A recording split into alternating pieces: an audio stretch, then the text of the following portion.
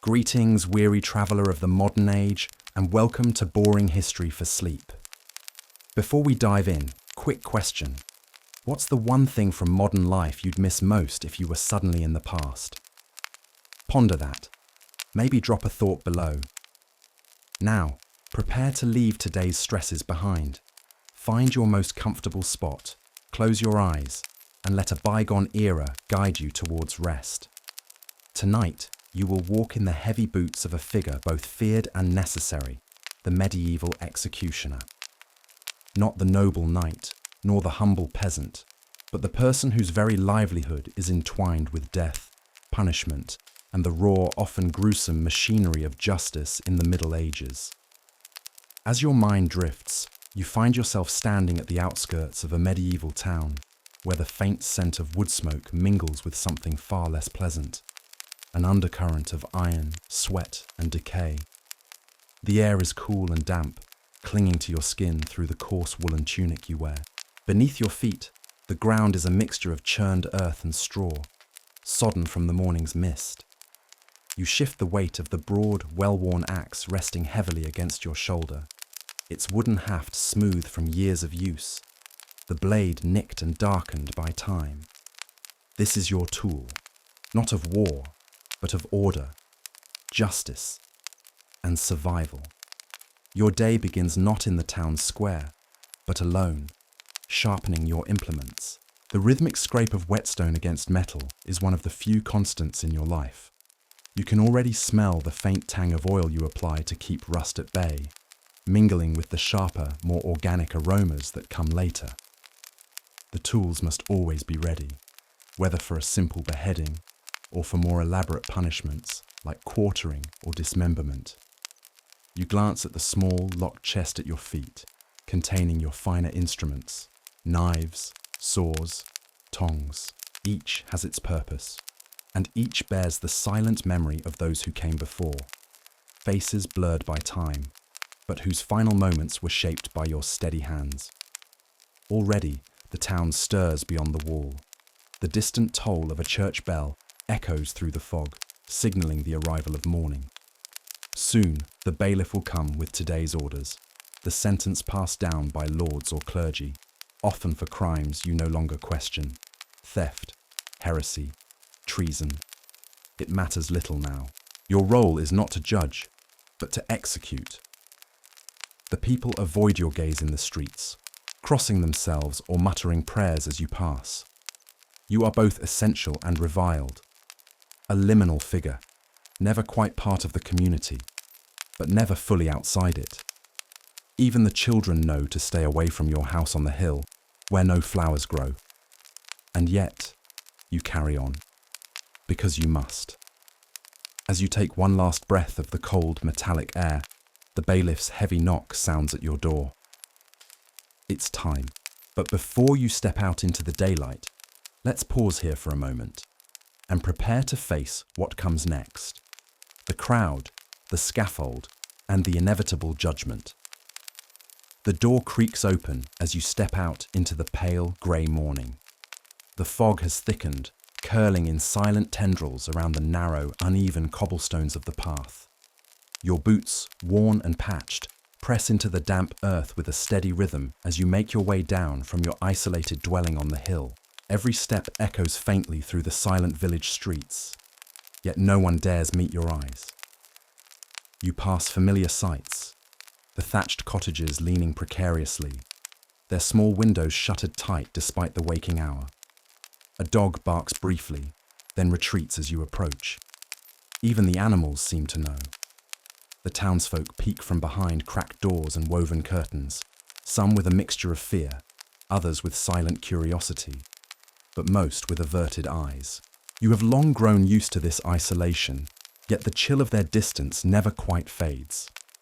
The town square slowly comes into view, cobblestones darkened by years of spilled ale, rainwater, and other fluids best left unspoken. At the centre stands your grim stage, the scaffold. Built of rough-hewn timber, its boards splintered and stained, it rises like a crude monument to the law's merciless hand. The gallows beam above it creaks softly in the breeze, its noose already prepared by the town's assistants at dawn. As you draw closer, the faint murmuring of a gathering crowd thickens the air. Vendors setting up their carts hesitate as you pass. Mothers clutch their children's arms more tightly. There is no ceremony of welcome, only this collective, uncomfortable acknowledgement that death walks among them, quietly, methodically, without fanfare. The scaffold is flanked by two men-at-arms, their faces impassive beneath steel helmets. One nods curtly in your direction, but says nothing. To your right, the bailiff stands with the town clerk, poring over a length of parchment with scrawled names and crimes. You already know that you will not be told until the last possible moment who awaits your hand today. This is for your own protection, they claim, so you don't grow too close, too lenient. But you've learned there is no closeness here, only duty. The square begins to fill, townspeople gathering in quiet clusters, their voices low, but their eyes drawn inexorably to the scaffold, to the axe leaning against its base, to you. A gentle drizzle begins, adding a sheen to the worn wood and dampening your cloak. The smell of wet earth mixes with something subtler, the metallic tang of blood from past executions, impossible to scrub fully from the planks no matter how many times they've tried. You take your position at the side of the scaffold, resting your hand on the familiar haft of your axe. The cold seeping through your gloves reminds you of the day's work ahead. Soon, the prisoner will be brought forth, their fate already sealed by hands far removed from yours. But for now, you wait, surrounded by those who would rather you didn't exist, yet rely on you to maintain their fragile sense of order. The waiting is always the longest part. As you stand at the scaffold's edge, the crowd shifting like restless cattle, your mind turns to your tools. They are extensions of your body now, familiar and indispensable. You kneel by the chest that has been carried here earlier, opening its iron-bound lid with a quiet groan of wood and metal. Inside, each instrument lies carefully arranged, cleaned, sharpened, and oiled with the same meticulous care a knight would give his sword. But these are not weapons of glory. They are instruments of inevitability. Your axe, its head broad and slightly curved, honed to a wicked edge. A smaller knife for severing stubborn tendons. A bone saw, rarely used, but when needed, indispensable. Heavy ropes, iron shackles, and the worn leather of a blindfold.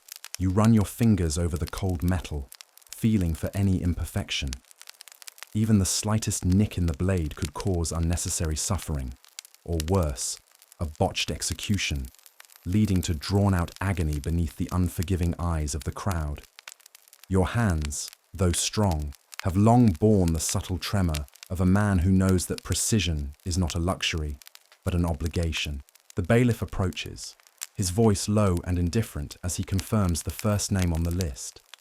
A thief, caught stealing bread from the Lord's own stores. You nod silently. The crime hardly matters anymore. What matters is the smoothness of the cut, the swiftness of the strike, and the absence of any sign of personal investment. You glance again at the scaffold. It is slick now from the light rain, making the footing more treacherous.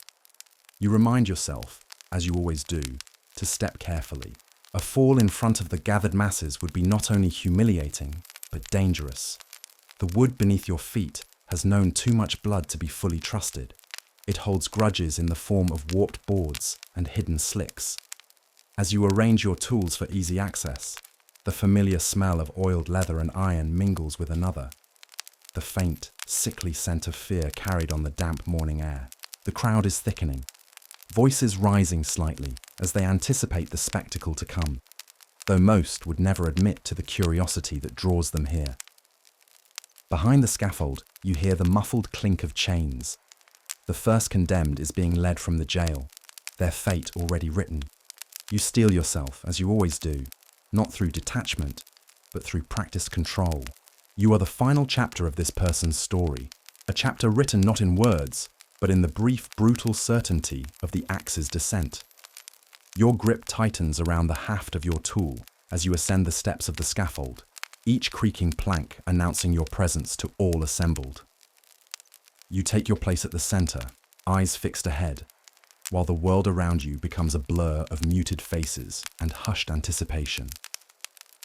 The day's work is about to begin. The prisoner is led up the scaffold steps, their feet dragging, chains clinking in a slow, inevitable rhythm. You don't look at their face. There's no purpose in that anymore. You have trained yourself to focus only on the body, the mechanics, the precision that your role demands. The crowd, dense and hushed moments ago, now buzzes with a morbid energy as the condemned stumbles into place. Some faces are twisted with righteous satisfaction, others with grim resignation. A few, the youngest perhaps, avert their eyes entirely, while others stare with an intensity sharpened by their own suppressed fears. The bailiff reads aloud the sentence in a voice devoid of emotion, the words echoing through the square, carried on the misted air. "For the crime of theft," he drones on, but you've stopped listening. Your mind is already on your stance, the feel of the axe's weight in your hands, the position of the prisoner's neck on the worn, scarred block. You signal quietly for the assistant to remove the prisoner's hood. The condemned's hair is matted, their skin pale and slick from rain and terror. The blindfold is tightened, obscuring their final view of the world. You wonder, briefly, as you always do, what that last vision might have been. The grey sky, the jeering crowd, a fleeting image of home. The prisoner kneels, guided into place, their breath ragged and quick. The block before them is smooth in some places, deeply grooved in others, the wood darkened by countless stains that no scrubbing has ever fully erased. You place a steadying hand on their back, not out of comfort, but to ensure they do not move at the crucial moment. The square is silent now, save for the distant caw of a crow perched on the gallows beam above. Even the rain has slowed to a fine mist, as if nature itself pauses for this moment. With practiced ease, you lift the axe, its edge gleaming dully in the grey light. Your shoulders shift, your stance adjusts, and your breath slows. This is not about strength alone, but accuracy. A clean cut is a merciful one. A botched stroke, a horror for all. The moment stretches, thick and heavy, then collapses in an instant as the axe descends in a controlled, swift arc. The dull thud and wet crack reverberate through the square, followed by a collective, breathless pause from the assembled crowd. You lower the axe, your heart steady, your expression neutral. The assistants move in quickly, removing the body, cleansing the block as best they can before the next name is called.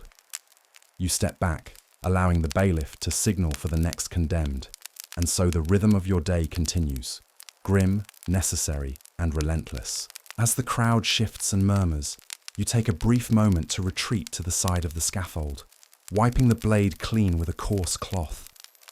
The thick, coppery scent of fresh blood hangs heavily in the air, mixing with the familiar smells of wet timber and smoke drifting from nearby hearths. You close your eyes briefly, not to rest, but to reset. This is only the beginning. The list today is long, several more to face the block before the sun is at its zenith. You steel yourself once more, inhaling deeply through your nose, exhaling through your mouth. The breath steadying the inevitable rise of fatigue that always creeps in by midday. Below the scaffold, a vendor resumes hawking roasted chestnuts, his voice oddly cheerful amidst the somber scene. Life continues, indifferent to death's machinery. You glance at the townspeople, noting the range of reactions. The stone-faced elders, the trembling novices, the morbidly curious. You wonder how many of them secretly thank you, not for the death itself, but for what it represents, the maintenance of order, the enforcement of laws they believe keep them safe. But you know the truth. These executions are as much about spectacle as they are about justice. A performance meant to remind everyone of the consequences of stepping beyond the prescribed bounds of medieval life. You flex your fingers, feeling the residual sting of the axe's recoil through your arms. Even with perfect form, each swing takes a toll. The sinews in your shoulders ache, and your palms, though calloused, feel the bite of friction from the haft. Another name is called. You prepare again, moving toward the center of the scaffold with mechanical precision. The condemned is led forward, a woman this time, accused of consorting with outlaws. Her legs shake visibly as she ascends the steps, her face pale as parchment. You guide her gently but firmly to her knees, positioning her over the block with practiced efficiency. There is no need for words. Words do not soften what comes next. As the next execution proceeds, your mind compartmentalizes the moment, placing it in the same mental vault as all the others. Necessary. Inevitable. The crowd reacts as before, a shudder, a gasp, a ripple of human frailty against the cold machinery of law. You step back once more, wiping the blade, preparing for the next. The scaffold is slicker now, and you are acutely aware of your footing, each movement deliberate. Above, the crow caws again, indifferent as always. And so, the day continues, as it always does. By now, your arms are heavy, though you refuse to show it. The sun, pale and reluctant, has struggled through the fog, casting faint, distorted shadows across the square. A light sheen of sweat gathers at your brow, mixing with the mist and clinging to your skin beneath the rough wool of your cloak. 3 condemned already, each stroke a weight added to your body, your mind. The repetition is muscle deep, but fatigue makes itself known in subtleties, the fractionally slower lift of the axe, the longer pause before each descent. You do not let it control you. You can't. The bailiff's voice is hoarse now as he reads the next sentence. A soldier who deserted the Lord's levy. The man is young, barely more than a boy, his uniform torn and mud-caked from the days spent hiding in the forest before he was dragged back in chains. He struggles more than the others, forcing the guards to shove him forward. His protests are sharp, pleading, his eyes wide with the raw, animal panic of someone who has not yet accepted that his story has already ended. The crowd shifts, uneasy. A few voices jeer, others mutter, but most watch in silence as you step forward, intercepting the condemned as he stumbles up the scaffold steps. You place a steady hand on his shoulder, firm, impersonal, and guide him to his knees. He resists, twisting his body, making it harder than it needs to be. The guards press him down, but his cries cut through the square in jagged bursts. Please, no, please. You wait, as you always do, for the struggle to abate. It always does, eventually, either through exhaustion or the numbing realization of futility. This boy is no different. After a few desperate kicks and a hoarse scream that startles even the crows, he collapses against the block, his chest heaving. You adjust his position, your hands steady, even as your stomach knots in that old, familiar way that never fully leaves you. The crowd holds its breath. The axe feels heavier now. You lift it, feeling the strain in your shoulders, your wrists aching from the morning's repetitions. But your grip remains firm. Precision matters more now than ever.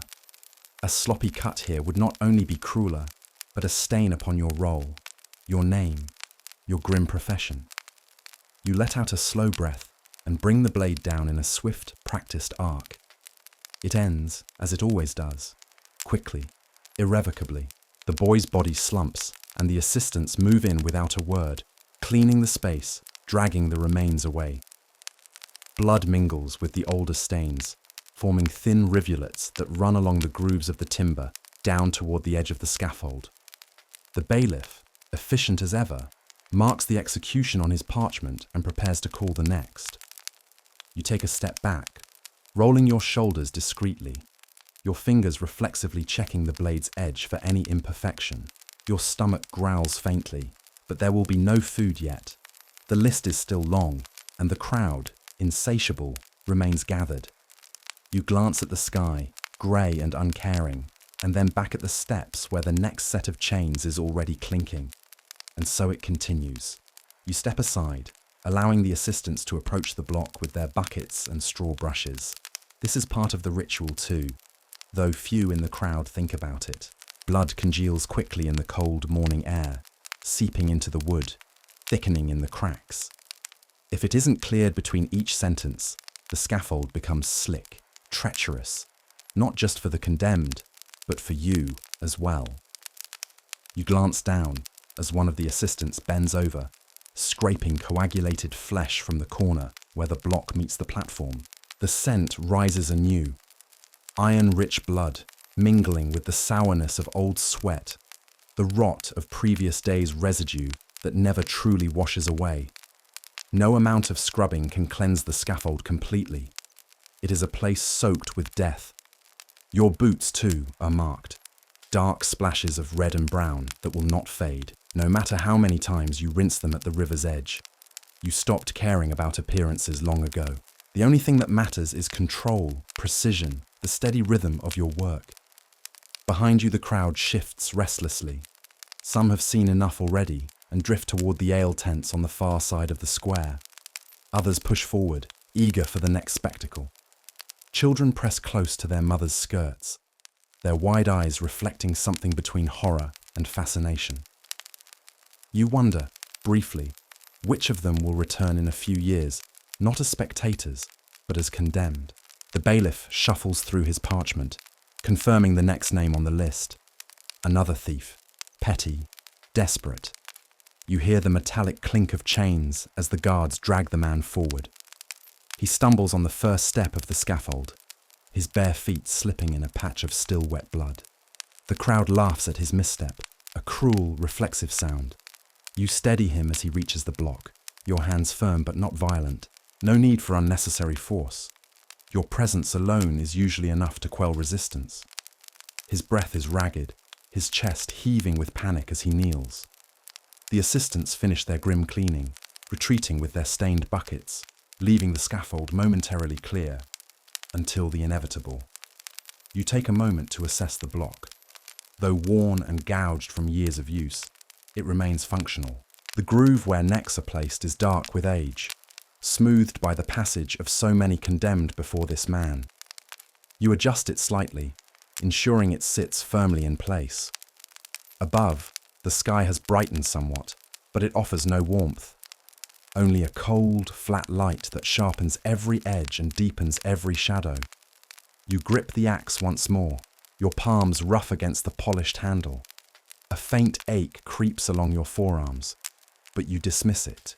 Your focus narrows to the man before you, his shivering shoulders, the thin sheen of sweat on his back, the subtle twitch of his fingers as he braces for what he cannot escape. The bailiff calls out the sentence, his voice mechanical now from repetition. You inhale slowly, and then, with one practiced motion, you bring the axe down. Another body removed, another stain left behind. You exhale, already preparing for the next. You wipe your brow with the back of your sleeve. Though the air is cool and damp, the sweat is not from heat, but from the relentless strain of the work. Few realize the physical toll this profession demands. To them, you are merely a figure, a function, standing still until called to swing. But you know the truth. Every execution carves something out of you, not only in spirit, but in muscle, bone, and sinew. Your shoulders ache persistently, the dull weight of strain accumulated over years of holding, lifting, and swinging the heavy axe. The repetitive motion has thickened your arms, hardened your grip, but also worn your joints raw. You feel it now, a sharp pinch in your right wrist as you flex it, as though the very tendons rebel against what you ask of them. Your back is no better. The constant leaning over the block to position the condemned, the violent force required to sever flesh and bone with a single clean stroke, all of it compounds.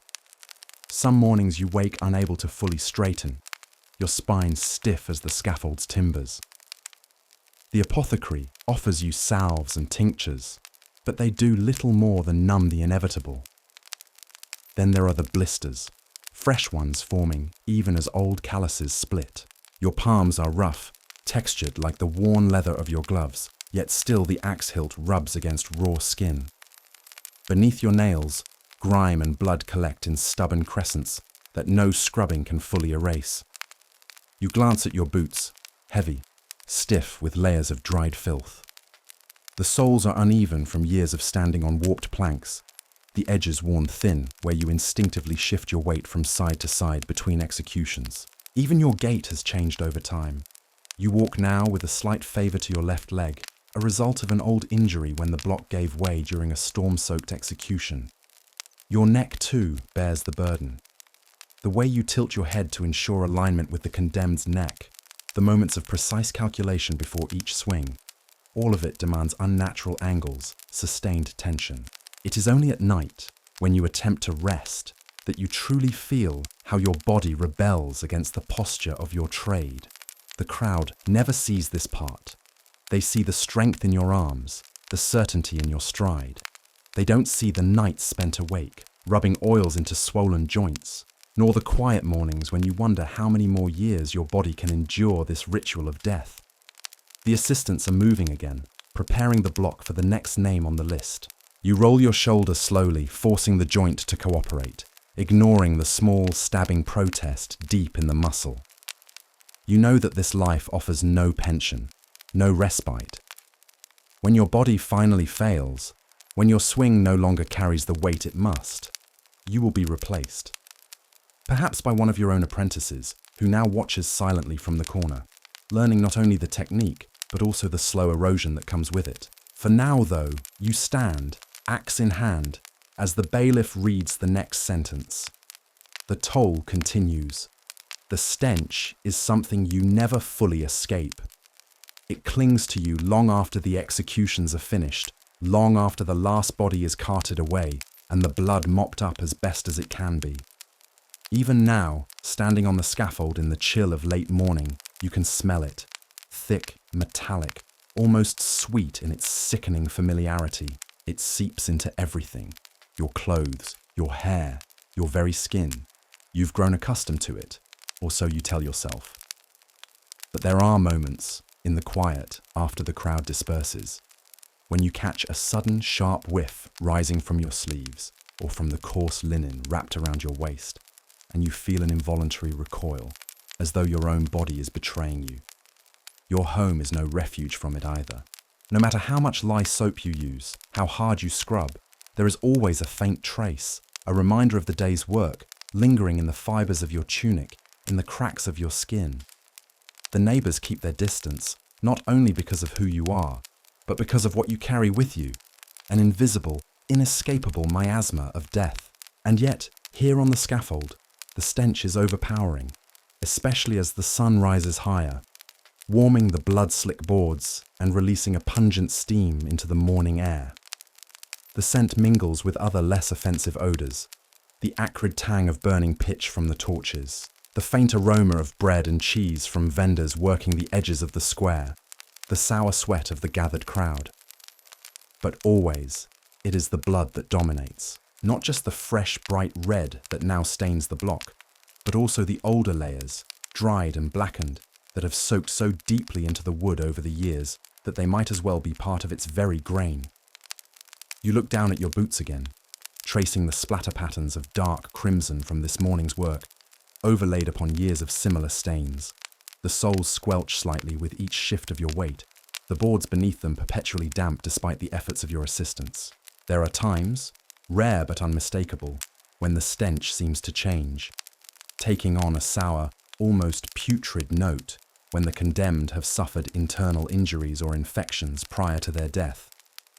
These are the days when you breathe more shallowly, your stomach coiled tightly against the nausea that you will not, must not, show to the crowd. You glance toward them now. Many still linger, their faces slack with morbid fascination, their nostrils flaring as they catch the same scent that surrounds you.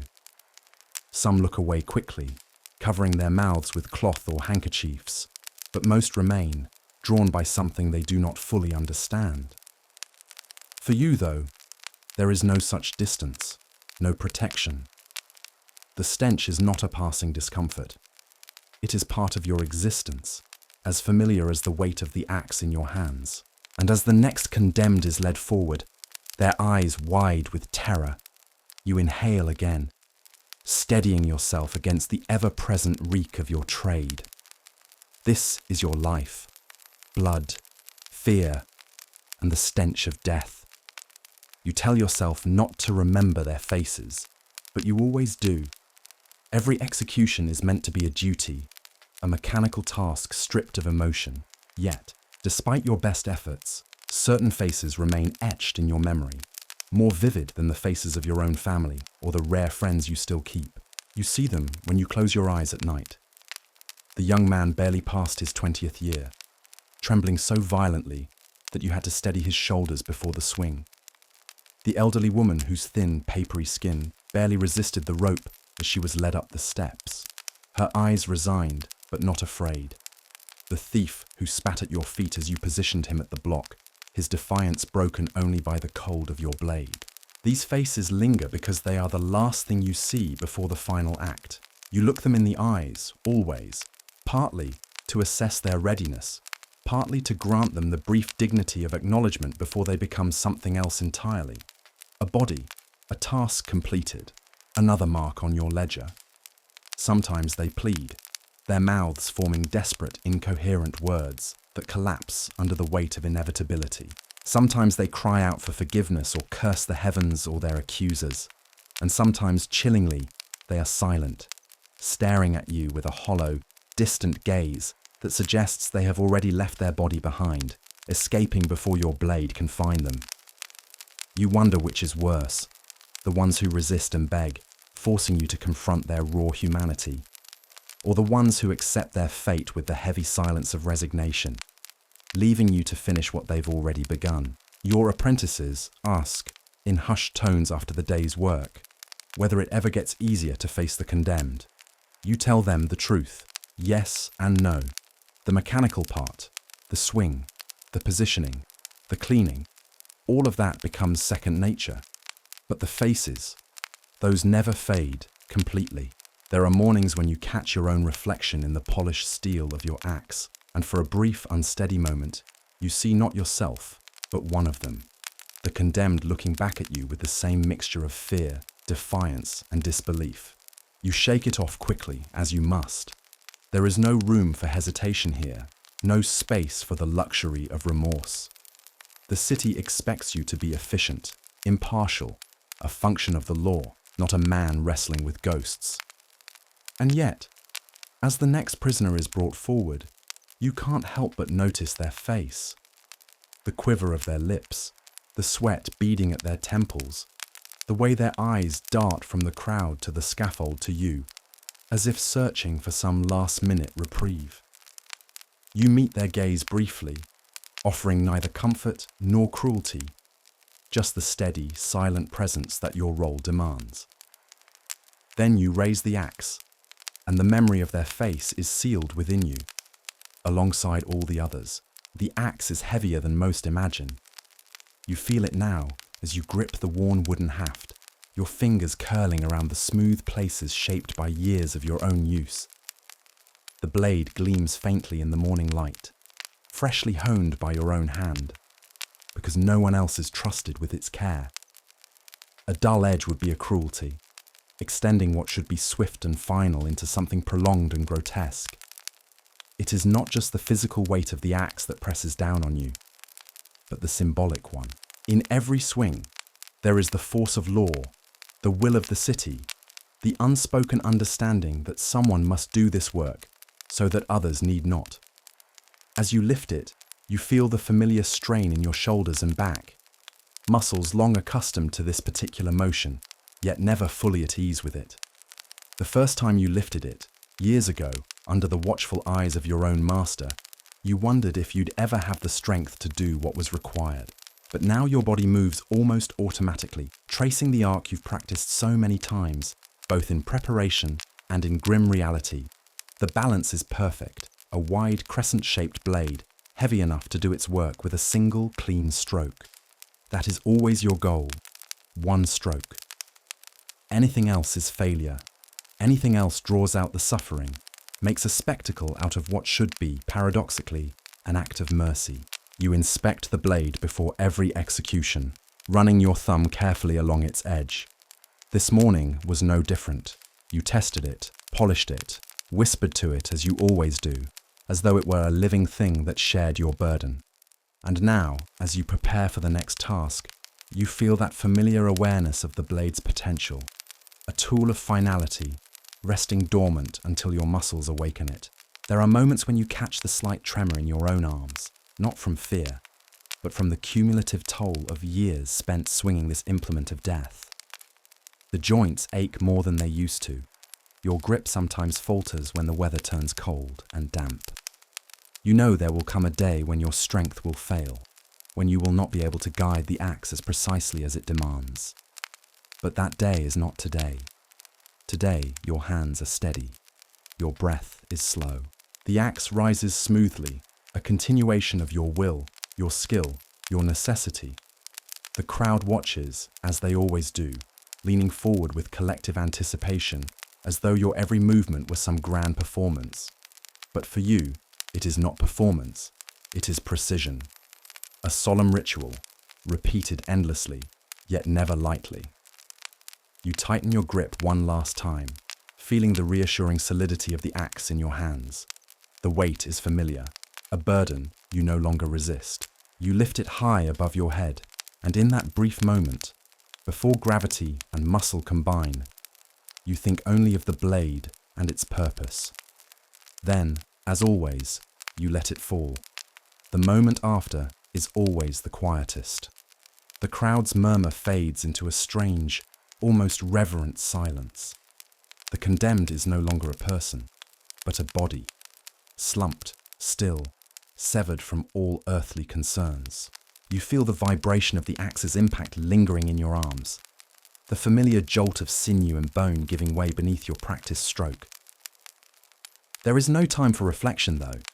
The work is not yet done. You set the axe down carefully, always blade first, into the wooden stand beside the block, letting it rest while you prepare for the next phase. Your assistant moves forward, as he always does, with the heavy sack of straw and cloths. Together, in quiet coordination, you begin the task that most in the crowd never witness: the aftermath. The blood must be dealt with quickly. It pools fast, slick and dark, glinting in the daylight as though trying to escape its source. You take the thick straw broom and sweep it carefully toward the gutter carved into the edge of the platform, designed long ago by someone pragmatic enough to consider the logistics of so much death. Your apprentice sprinkles sand across the wet boards, then sawdust, absorbing what the broom cannot push away. The crowd often turns away at this point, their morbid curiosity sated, their entertainment concluded. But your work continues. Next comes the removal of the body. Sometimes the family of the condemned will wait near the scaffold, their faces pale and expressionless, prepared to carry their loved one away for burial. Other times, there is no family, no one willing to claim what remains. In those cases, it falls to you and your apprentice to carry the corpse to the cart, where it will be taken to the potter's field, unmarked and quickly forgotten by all but you. You notice, as always, the little things, the way the severed neck bleeds less than most imagine, the twitching of muscles still releasing their final energies, the peculiar slackness of the limbs. These details have become so familiar that they rarely register as remarkable anymore. They are just part of the process. Cleaning the block itself is perhaps the most difficult part. The wood is old, soaked through with years of blood despite your best efforts. No amount of scrubbing will ever return it to its original state. It creaks under your touch as you wipe it down with rags soaked in vinegar and lye, the acrid scent burning your nostrils. You pause for a moment, standing upright, inhaling the mingled odours of sweat, blood, and cleaning agents. Around you, the square begins to empty out, the crowd dispersing back into their daily lives, chattering about the execution as they head to market or to church, their appetite for death momentarily satisfied. But for you, it is just another morning's work. Once everything is in order, you retrieve your axe, wiping it carefully before slipping it into its leather case. It must be kept sharp, clean, ready, because tomorrow, or the next day, there will be another sentence to carry out, another life to end, and another silent, efficient aftermath to tend to. Even though your role is vital to the city's order, you live in quiet isolation. You move through the streets with an invisible barrier between yourself and others. The executioner is both feared and avoided, a figure shrouded in superstition and discomfort. People glance away quickly when you pass, their voices dropping to whispers, as if your presence could contaminate their very souls. Your home is separate from most neighborhoods, often on the outskirts, near the city walls or by the riverbank, where the stench and noise of your work won't disturb families or commerce. It is modest, utilitarian, never a place for visitors or celebrations. You spend much of your time alone, your only company, the tools of your trade, and the shadows cast by flickering candlelight. The townsfolk see you as a grim necessity, a bearer of death who must be tolerated but never embraced. Children are warned not to approach you, and adults tell stories, half-truths and exaggerations that paint you as a cursed or even malevolent figure. There is an unspoken taboo around your existence. Invitations to festivals, weddings, or communal gatherings are rare or non-existent. Your name is often omitted from conversations, replaced by euphemisms or silence. You accept this social exile with a stoic resignation, understanding that your position makes intimacy and friendship difficult, if not impossible. Despite this, you take pride in your duty. You remind yourself that without your work, justice could not be served. The law depends on you, and the order of the city hangs in balance because of your steady hand. It is a lonely pride, but it sustains you through the long days and cold nights. Sometimes, in the solitude of your quarters, you reflect on the irony of your situation. You who administer death are often denied the comforts of life. You who enforce the city's laws live outside its warmth and fellowship. It is a paradox you carry quietly, a weight as tangible as your axe. Superstition colors your life beyond mere social distance. Some believe you carry a curse, that your touch can bring misfortune, illness, or even death to those who associate too closely with you. Others whisper that you consort with dark forces, that your work is a pact with something beyond human understanding. You have learned to ignore these murmurs, focusing instead on the task at hand. Still, the isolation gnaws at you sometimes, an ache beneath the steady rhythm of your daily duties. Your relationship with your apprentice is often your only genuine human connection. Together, you share the burdens of the role, teaching, learning, and preparing for the day when you will pass on your responsibilities. This bond is fragile, forged in the shadows, but it offers a sliver of light in an otherwise dark existence. As the evening draws near, you prepare for another night alone, the quiet broken only by the distant sounds of the city. Laughter, music, prayers, all life continuing beyond your closed doors. You wonder, not for the first time, if there will ever be a day when your name is spoken without fear, when your presence is met not with avoidance, but acceptance. Until then, you carry on. Your axe is the most infamous of your tools, but it is far from the only instrument you must master. Beside it lie the lesser-known, yet equally important tools that shape your daily routine and the grim tasks that follow an execution. Each has its purpose, its history, and its own share of unpleasantness. There is the block, a heavy, solid wooden platform, scarred and stained by countless past uses. Its surface is rough under your hands, worn smooth in places by repeated contact with flesh and blood. It is not just a prop, it is a crucial part of the ritual, designed to hold the condemned in place and absorb the shock of the axe. Nearby, a leather apron, thick and stained, protects your body from the worst of the mess. Its weight is a reminder that your job is never clean or easy. The leather smells faintly of smoke and sweat, evidence of years of wear. You have also the rope, rough, heavy and coarse, that sometimes binds those who come to the block. It bites into the skin of the condemned, a cruel but necessary restraint to prevent sudden movements during the final moments. A bucket of water sits close at hand, used to rinse your hands and tools, but never truly able to wash away the sense of what you have done. The smell of damp wood and lye lingers in the air, mingling with the metallic tang of blood. The whetstone, small and inconspicuous, is perhaps one of the most important tools. You carry it everywhere, quietly sharpening your axe, because dullness is unacceptable. It is a tool of mercy, ensuring that the condemned's death is as swift and painless as possible. You also possess knives of varying sizes, used to prepare the condemned, to remove clothing or cut bindings. Their blades, though less dramatic than your axe, are just as sharp and just as necessary. Your apprentice is learning to handle these tools with care, understanding their importance beyond their immediate function. You teach him not only how to use them, but how to respect them, because they represent a trust placed in you by society, a responsibility heavy and unyielding. The tools, like you, carry the marks of time and duty. Each nick in the axe's blade, each worn spot on the apron, tells a story of past executions, of lives ended, of grim necessity carried out. You take a moment to run your fingers over the tools, feeling their cold weight, the rough textures. In this quiet ritual, there is a strange comfort, a connection to the history of your role, to those who came before and those who will come after. Despite the grimness, these tools are your companions in the solitude of your work. They give shape and order to your days, grounding you in a reality that few can truly understand.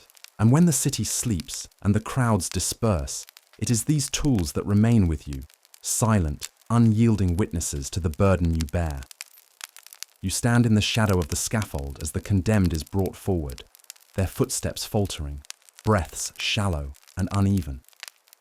The air is thick with anticipation, mingled with the scent of sweat, fear, and damp earth. This is the moment when the world contracts, focusing entirely on you and the fate that awaits.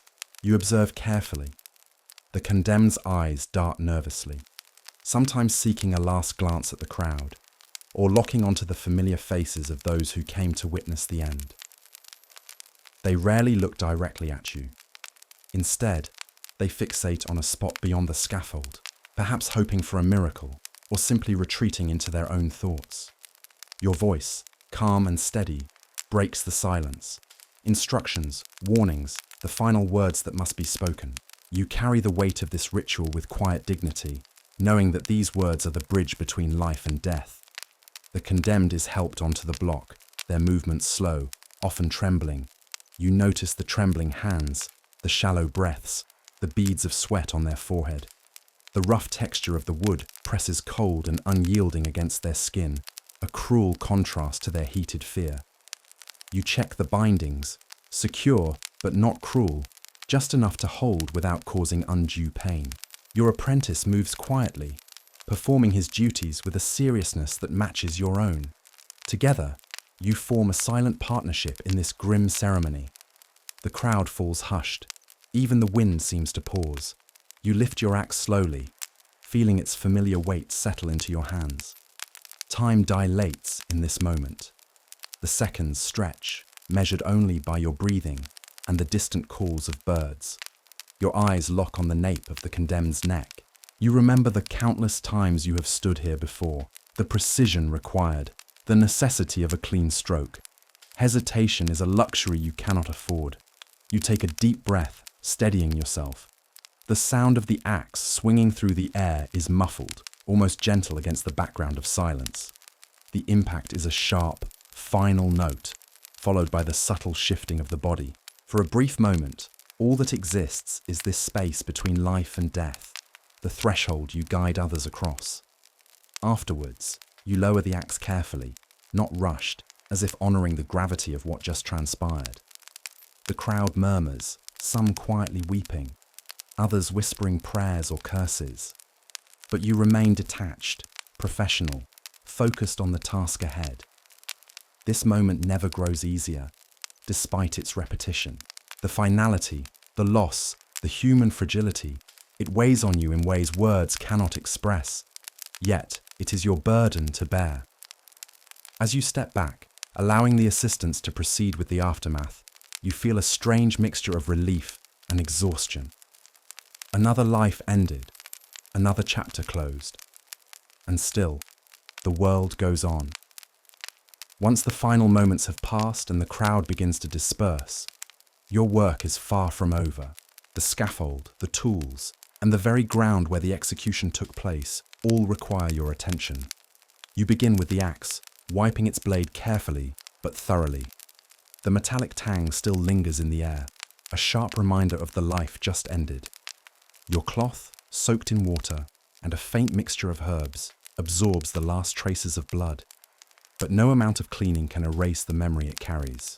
The wooden block bears its own stains and scars, deep grooves from countless executions, each one a silent testament to your grim craft.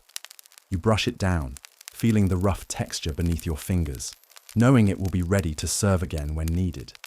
Your apprentice follows your lead, learning the meticulous routine required to maintain these tools and surroundings. Together, you carry buckets of water, scrubbing the floor and the scaffold's posts, washing away the remains, the dust, and the unsettling scent of death. The air is thick, with a strange mix of damp wood, iron, and the faintest trace of smoke from the torches that burn through the evening. You breathe deeply, steadying your nerves, the cold night air settling over you like a balm. There is a quiet rhythm to this part of your work, a necessary cleansing of both space and mind. You know that each action prepares you for the next day, the next duty, the next soul to be led to their end. Your home awaits, a modest refuge that offers little comfort but much needed solitude. The streets are quieter now, shadows stretching long and deep. You move through the city with practiced ease, avoiding lingering glances or whispered words. Back in your chambers, you remove your stained apron and wash your hands repeatedly, the water turning dark as it flows away. Still, the chill of the night clings to your skin and bones. Sometimes, you sit in silence, the weight of the day settling heavily on your chest. You wonder about the lives you have ended, the stories cut short, the families left behind. These thoughts are a shadow you carry, mingling with the solitude that defines your existence. But tomorrow will come, as certain as the dawn. The city will demand order once again, and you will be called upon to serve. You prepare your tools for another day, arranging them neatly, sharpening blades, and inspecting every detail. In this quiet moment, there is a strange sense of ritual, a small anchor amid the darkness. Though the world outside is full of life and noise, you exist on the margins, a keeper of order through death, a silent guardian of justice's harshest face. And as you close your eyes at last, you carry the paradox of your existence with you, the necessity of your role, the isolation it brings, and the faint hope that one day, perhaps, the world might understand the burden you bear. As the days stretch into weeks and months, you come to understand that your work isolates you as much as the tasks themselves. The role you inhabit is a paradox, essential yet shunned. People know of you, but keep their distance. In the marketplace, whispers follow you like shadows. Vendors glance quickly your way, then return to their goods, careful not to meet your eyes. Children, sensing the unease in their parents, pull at sleeves or turn away abruptly. Neighbors nod politely but avoid conversation. Invitations to gatherings are rare and often withdrawn before they reach your ears. The job you perform, bringing death, casts a long, invisible veil over your social life. Even your closest acquaintances tread lightly, aware of the discomfort your presence can cause. There is an unspoken agreement. You exist, you serve, but you do not truly belong. At the tavern, the air thick with smoke and laughter, you find yourself on the periphery. Conversations hush when you approach. The mirth dims, replaced by awkward silences. You learn to sit alone, nursing a drink that tastes bitter and cold, matching the loneliness settling deep in your bones. The smell of sweat and ale mingles with the ever-present scent of death you carry with you. Despite your efforts to cleanse and change, it clings invisibly, a mark no soap or water can wash away. Strangers cross the street to avoid you. The mere sight of your tools, even concealed, breeds unease. The axe, once a tool of justice, becomes a symbol of fear and rejection. Your family, if you have one, suffers the weight of your reputation as well. They endure the side glances, the whispered judgments, the questions left unspoken. Sometimes you see it in their eyes, the conflict between love and societal shame. This stigma seeps into your own thoughts, feeding a quiet despair. You grapple with your place in the world, wondering if your sacrifices mean anything beyond the grim necessity of your role. Yet, there are moments, fleeting and rare, when you sense a flicker of respect, perhaps even gratitude, a merchant quietly thanking you for maintaining order, or a widow who nods in silent acknowledgement of your duty. Still, these moments are fragile, easily overshadowed by the persistent solitude. You spend long nights reflecting on your existence, on the paradox of being both essential and outcast. Your profession is a loner's path, walked with heavy steps and guarded heart. The city's pulse beats without you, yet depends on you. You are a shadow that keeps chaos at bay, a grim figure standing at the edge of society's light. As you close your eyes, the silence wraps around you like a shroud, a reminder of the solitude woven into your life.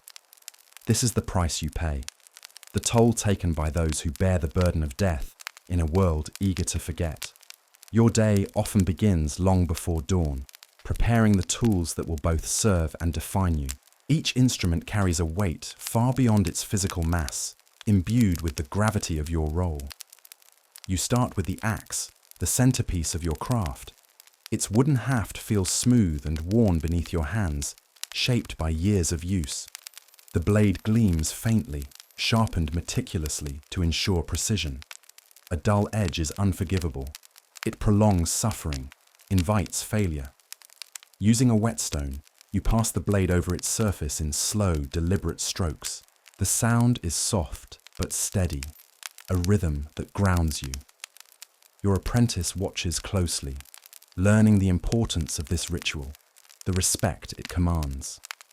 Next, you inspect the other tools, the ropes for binding, the hooks for restraint, the leather straps that secure the condemned. Each has its purpose, each requires care. You test their strength, check for frays or weaknesses. Failure here could be catastrophic. The smell of oil and wood polish mingles in the air, a strange contrast to the harsher sense of your daily work. This moment of preparation is almost meditative, a brief respite from the inevitable. Your hands, rough and calloused, move with practiced ease, yet never without care. You understand that these tools are extensions of yourself, instruments that must function flawlessly. You also take care of your clothing, the thick, protective leather apron that shields you from blood and grime. It is heavy, cumbersome, but necessary. You inspect it for tears or worn spots, repairing as needed. The workshop where you perform these tasks is dimly lit, filled with shadows cast by flickering candles. The walls bear marks from past projects, from accidents, from the passage of time. Here, in this quiet space, you find a strange solace. Away from prying eyes and whispered judgments, you focus on the tangible, the feel of wood, the sharpness of steel, the scent of leather. Preparation is not just practical, it is psychological. Sharpening the blade steels your nerves. Checking your gear reminds you of your responsibilities. It centers you for the work ahead. As you finish, you stand back and survey your tools. They gleam quietly in the candlelight, ready to perform their grim duty once more. The day will soon begin, and with it, the endless cycle continues. Despite the routine and preparation, the emotional burden of your profession is ever present, settling like a cold stone in your chest. Every life you end leaves a mark, unseen but deeply felt. You carry the faces of those you have executed, each expression frozen in your memory. Some show fear, others resignation, a few even relief. These images visit you in quiet moments, shadows dancing at the edges of your thoughts. The weight of judgment, both from society and yourself, presses down relentlessly. You remind yourself that your role maintains order, that your actions serve justice. Yet that knowledge does little to ease the ache. You often find yourself wrestling with questions. Is this the only path? Could mercy have found a place? Or are you simply a necessary instrument in a harsh world? The isolation intensifies these reflections. Without peers who share your burden, your thoughts spiral inward. The silence of your chambers offers no answers, only echoes. Sleep sometimes eludes you, your mind replaying scenes in vivid detail. The sharp sound of the axe, the whispered prayers, the final breaths, these haunt the quiet hours. In moments of despair, you seek solace in small rituals, lighting a candle, reading a worn book, or simply sitting by the window, watching the stars. These fleeting comforts provide a fragile shield against the darkness. Yet dawn inevitably arrives, bringing with it the demands of the day. You rise, don your gear, and prepare to face the world once more. This cycle of duty and doubt defines your existence, a heavy rhythm that beats in time with your heart. When the time comes to carry out your grim task, you move toward the execution site, a place shrouded in tension and heavy with expectation. This location is rarely hidden. Instead, it's often central, visible to many. Its purpose is clear: to remind, to warn, to maintain order through fear. As you approach, the sounds of the crowd grow louder, a murmur that shifts between restless chatter, nervous anticipation, and occasional outbursts. The air is thick with dust, mingled with sweat, and the faint, sour odor of unwashed bodies pressed together. You can almost taste the heaviness as it clings to your tongue. The platform itself, raised slightly above ground level, is stark and utilitarian. Made of rough-hewn timber, scarred from countless previous executions, it creaks under your weight. The ropes and bindings hang ready, swaying faintly in the breeze. The sunlight beats down relentlessly, reflecting off the polished blade you carry. Despite your attempts to maintain a calm exterior, the heat intensifies the stickiness beneath your leather apron, reminding you of your vulnerability beneath the facade of control. The condemned is brought forward, often shackled, sometimes trembling, sometimes resigned. The crowd's voices dip into silence, a collective intake of breath as all eyes fix on the moment ahead. You feel the weight of their gazes, heavy as chains binding you to your duty. The scents shift, the coppery tang of blood, the faint musk of fear from the condemned, the lingering smoke from torches or nearby fires. Your heart beats steadily, muscles tense yet controlled. Your hands, steady from years of practice, position the condemned. You notice the subtle tremor in their breath, the slight flicker of tears or defiance. The crowd shifts, some leaning in closer, others averting their eyes, unable to witness but unable to look away. Time seems to slow in this suspended moment. The first movement, the raised axe, is deliberate and precise. The sound, when it comes, is sharp but muffled beneath the collective gasp. The body falls, the crowd reacts in a mixture of relief, shock, or morbid fascination. Some begin to murmur prayers, others exchange grim jokes beneath their breath. The execution is both an end and a performance, a ritual woven into the fabric of society. You remain detached outwardly, but inside, a complex web of emotions twists. A blend of duty, sorrow, and a strange numbness developed over years. The site empties slowly, the echoes of footsteps and whispered conversations lingering. The wood beneath your feet absorbs the weight of countless such days. As you prepare to leave, you sense the eyes watching you once more, not with welcome, but with suspicion and fear. The execution site is not just a place of death, it is a crucible of human emotion, a stage where justice and horror entwine. You step away, carrying the burden with you, knowing tomorrow will bring this ritual again. After the crowd disperses and the echoes of the execution fade into the distance, you are left with the aftermath, a solemn, solitary ritual that few witness but is essential to your work. You begin by carefully cleaning the tools, starting with the axe. The blade, once sharp and gleaming, is now smeared with dried blood and tissue. Using a coarse cloth soaked in a mixture of water and vinegar, you wipe down the metal, each pass revealing the cold steel beneath the crimson stains. The smell is sharp and metallic, mingled with the sour tang of vinegar, filling the small workspace with a pungent atmosphere. Your hands, steady but weary, attend to every corner of the blade. Tiny nicks and scratches are inspected, and you file them down to maintain the perfect edge for the next use. This maintenance is crucial, not just for effectiveness, but for mercy. A dull blade would prolong suffering, something neither you nor the condemned desires. Next, you turn your attention to the ropes and bindings. They are soaked in sweat, grime, and occasionally worse. You hang them outside to dry in the open air, the rough fibers stiffening as they lose moisture. The sun's warmth helps to lessen the lingering odors, but a faint mustiness always remains, a reminder of their grim purpose. Your leather apron, heavy and stained, is scrubbed as best as possible with water and a bit of ash. It's a laborious task, removing the clinging grime that seeps into the pores of the thick material. The smell of wet leather, mixed with the residual scent of blood and earth, clings to the fabric and to you. As you work, your thoughts wander. The faces of the condemned, the reactions of the crowd, the weight of your responsibility, all swirl quietly in your mind. There is no escaping the psychological toll. You remind yourself of the necessity of your role, that it serves justice and order in a harsh world. Yet, moments like these are when the solitude of your profession feels most acute. The silence of your workspace is interrupted only by the occasional creak of the wooden floorboards and the distant sounds of the town returning to daily life. Birds chirp softly outside the window, oblivious to the grim nature of your labor. You take a moment to sit, breathing deeply, feeling the tension ease from your muscles. The physical strain of the day is heavy, but the mental weight is heavier still. You know you must prepare, for tomorrow will come with its own demands, its own burdens.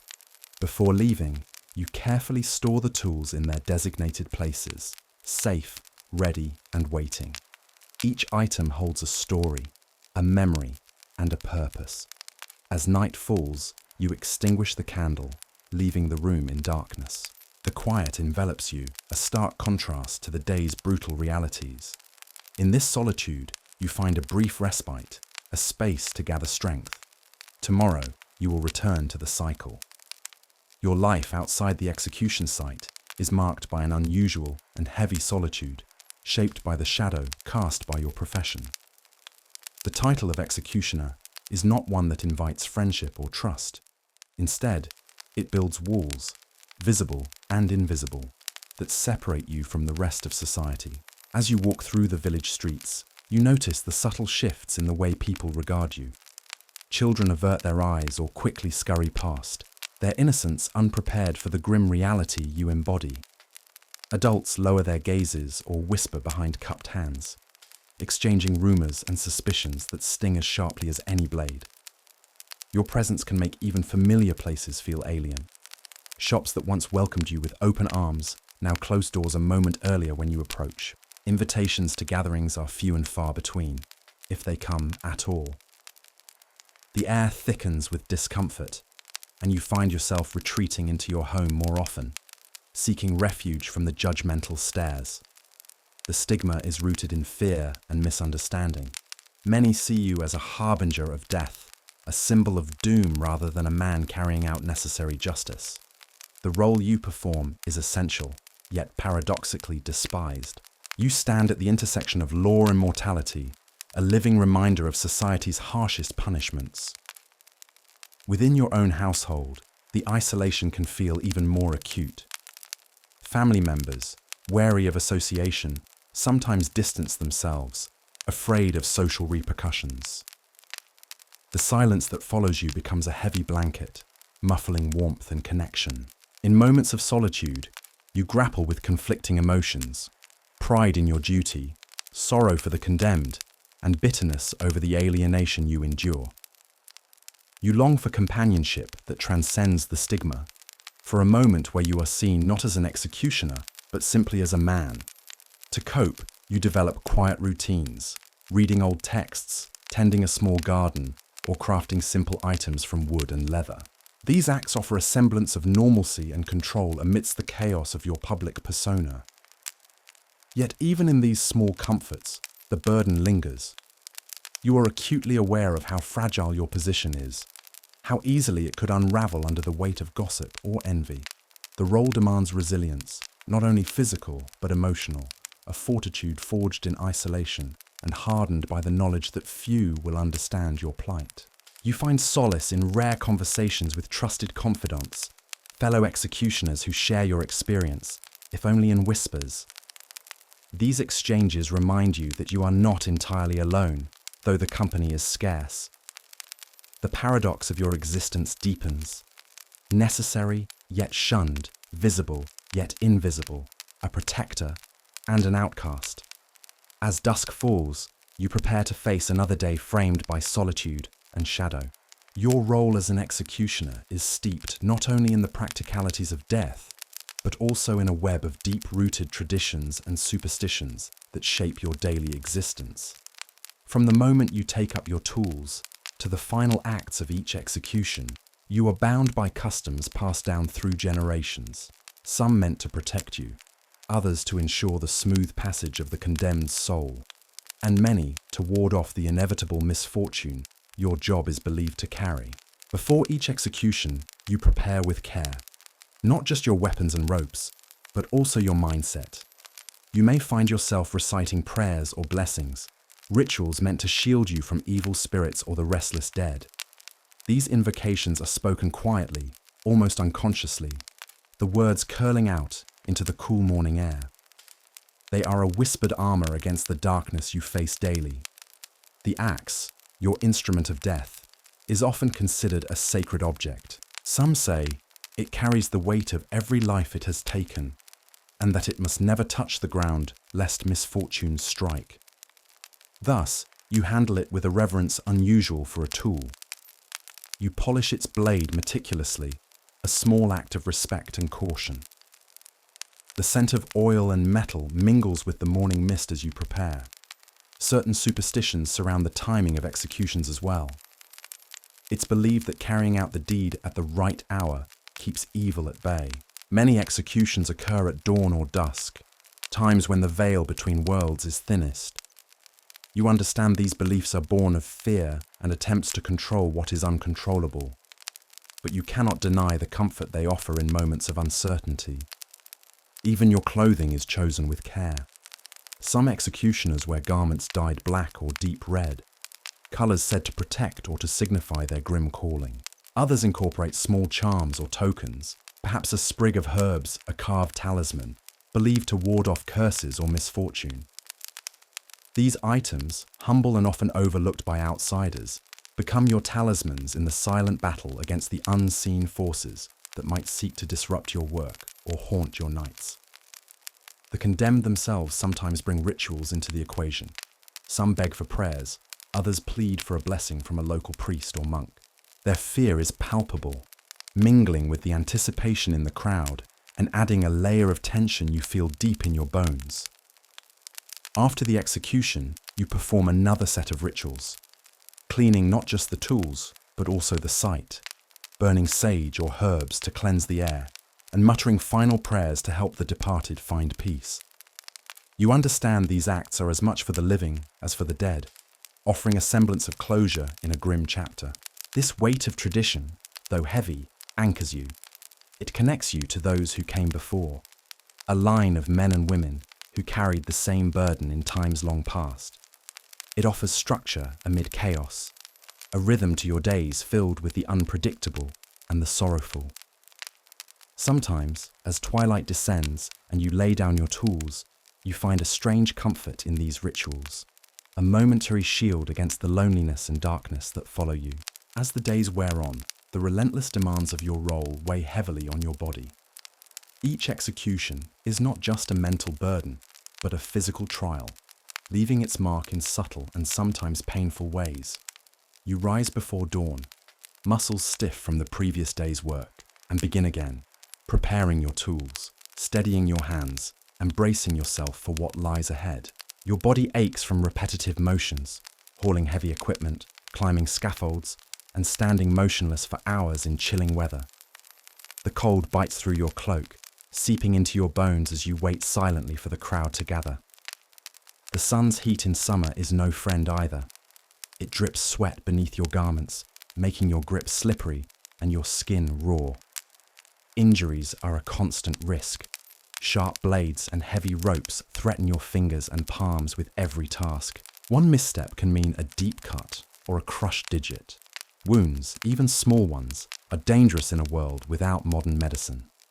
Infection lurks behind every scrape, turning a minor injury into a potentially fatal complication.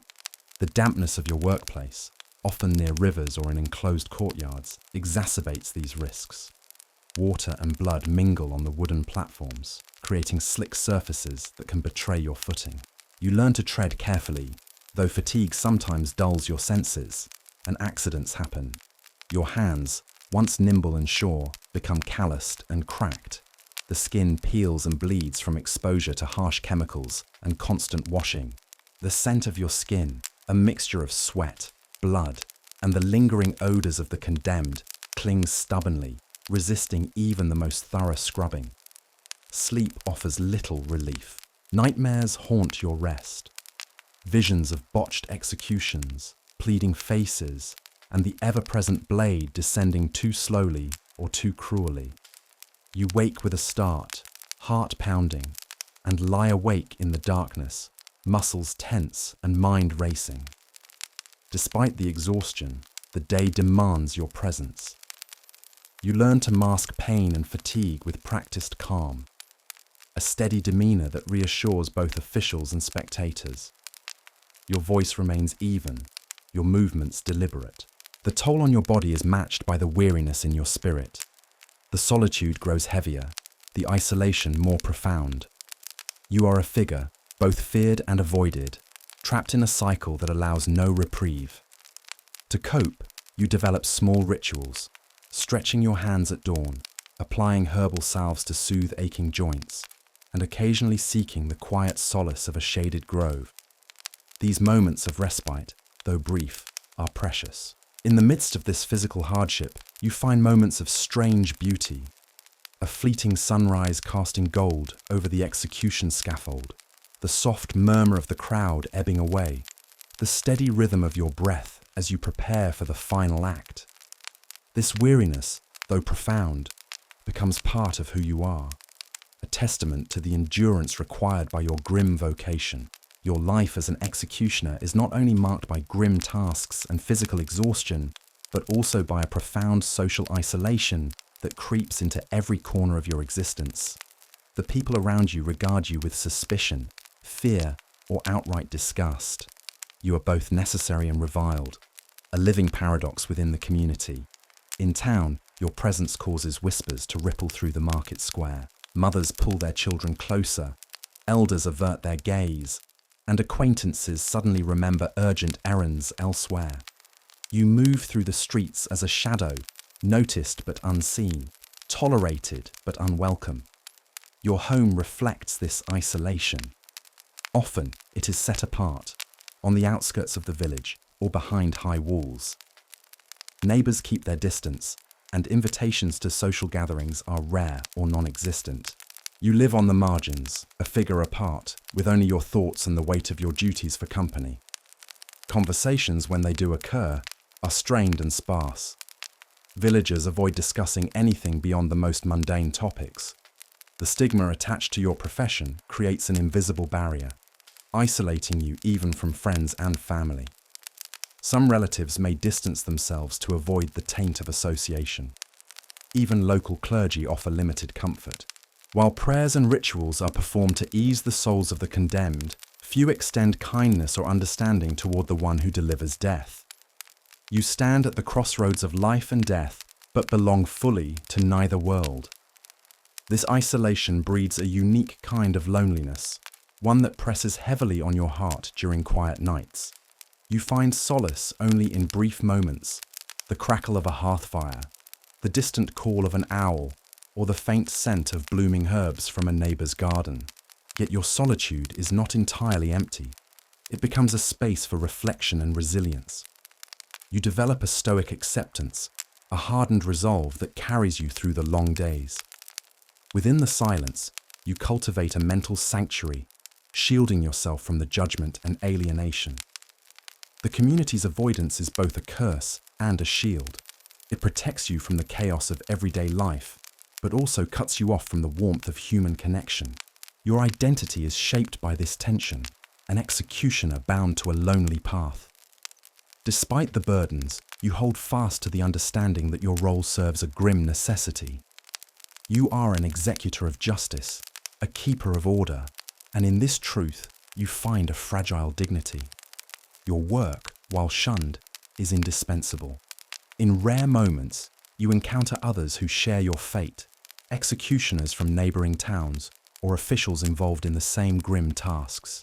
These fleeting connections offer brief reprieves, a reminder that you are not entirely alone in this shadowed vocation. As the sun sets and your duties conclude, you retreat to your solitary quarters. The world outside may turn away, but you remain, steady, somber, and enduring. As the executioner, your relationship with your tools is intimate and constant.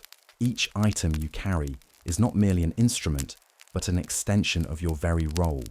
Tools of grim necessity, shaped by tradition and practicality.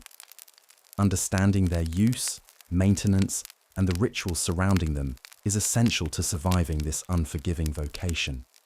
Before each day's work begins, you carefully inspect your arsenal.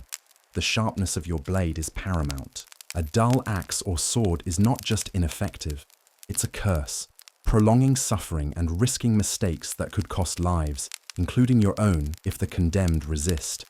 You run your fingers along the edge, feeling for imperfections. Even the slightest nick demands immediate attention. The tools vary according to the execution method employed: axes, swords, ropes, or iron chains for hanging. Sometimes a block of wood is used for beheadings, worn smooth by centuries of use. Each tool carries its own weight in history and dread. You learn their nuances, the precise angle and force needed for a clean cut, the correct length and tension for a noose. Rituals accompany your preparation. There is a certain solemnity in cleaning the instruments, wiping the blade with oil to prevent rust, polishing the wooden handle until it gleams softly in the muted light. These actions steady your mind, marking the passage from everyday life into the grim reality of your task. You may anoint your tools with herbs believed to offer protection or calm, such as rosemary or sage, their faint aromas mingling with the metallic scent of steel.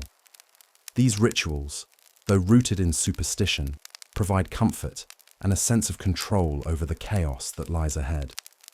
The place where you keep your tools, often a dedicated chest or room, is kept in strict order. Disorder is anathema.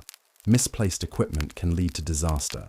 You guard this space jealously, knowing that each item's readiness may mean the difference between a swift execution and a prolonged, agonizing ordeal.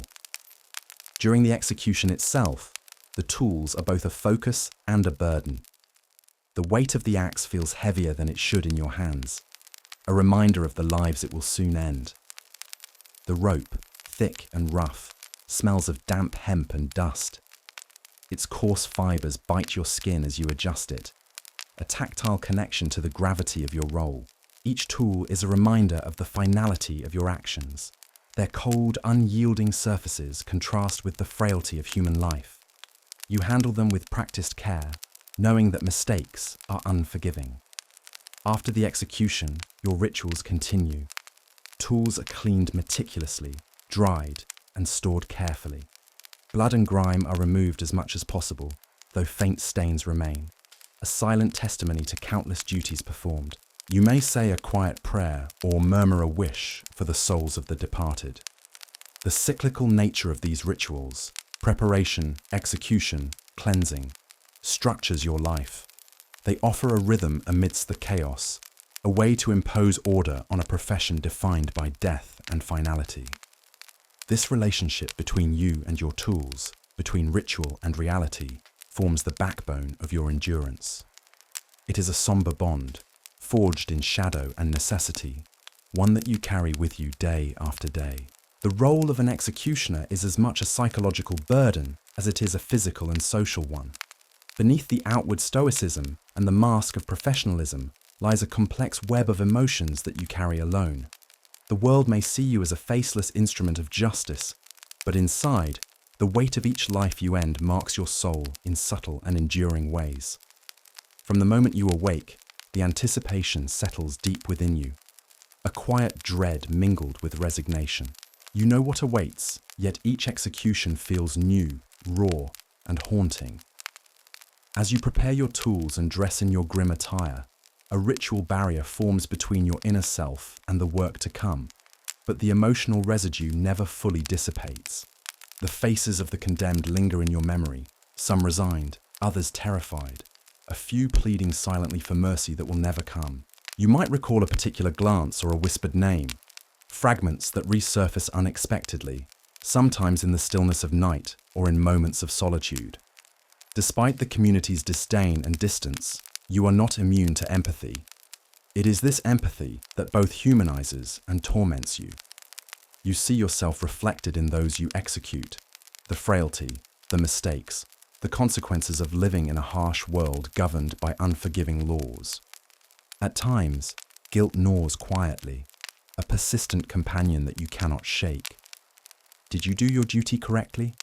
Was the punishment truly deserved?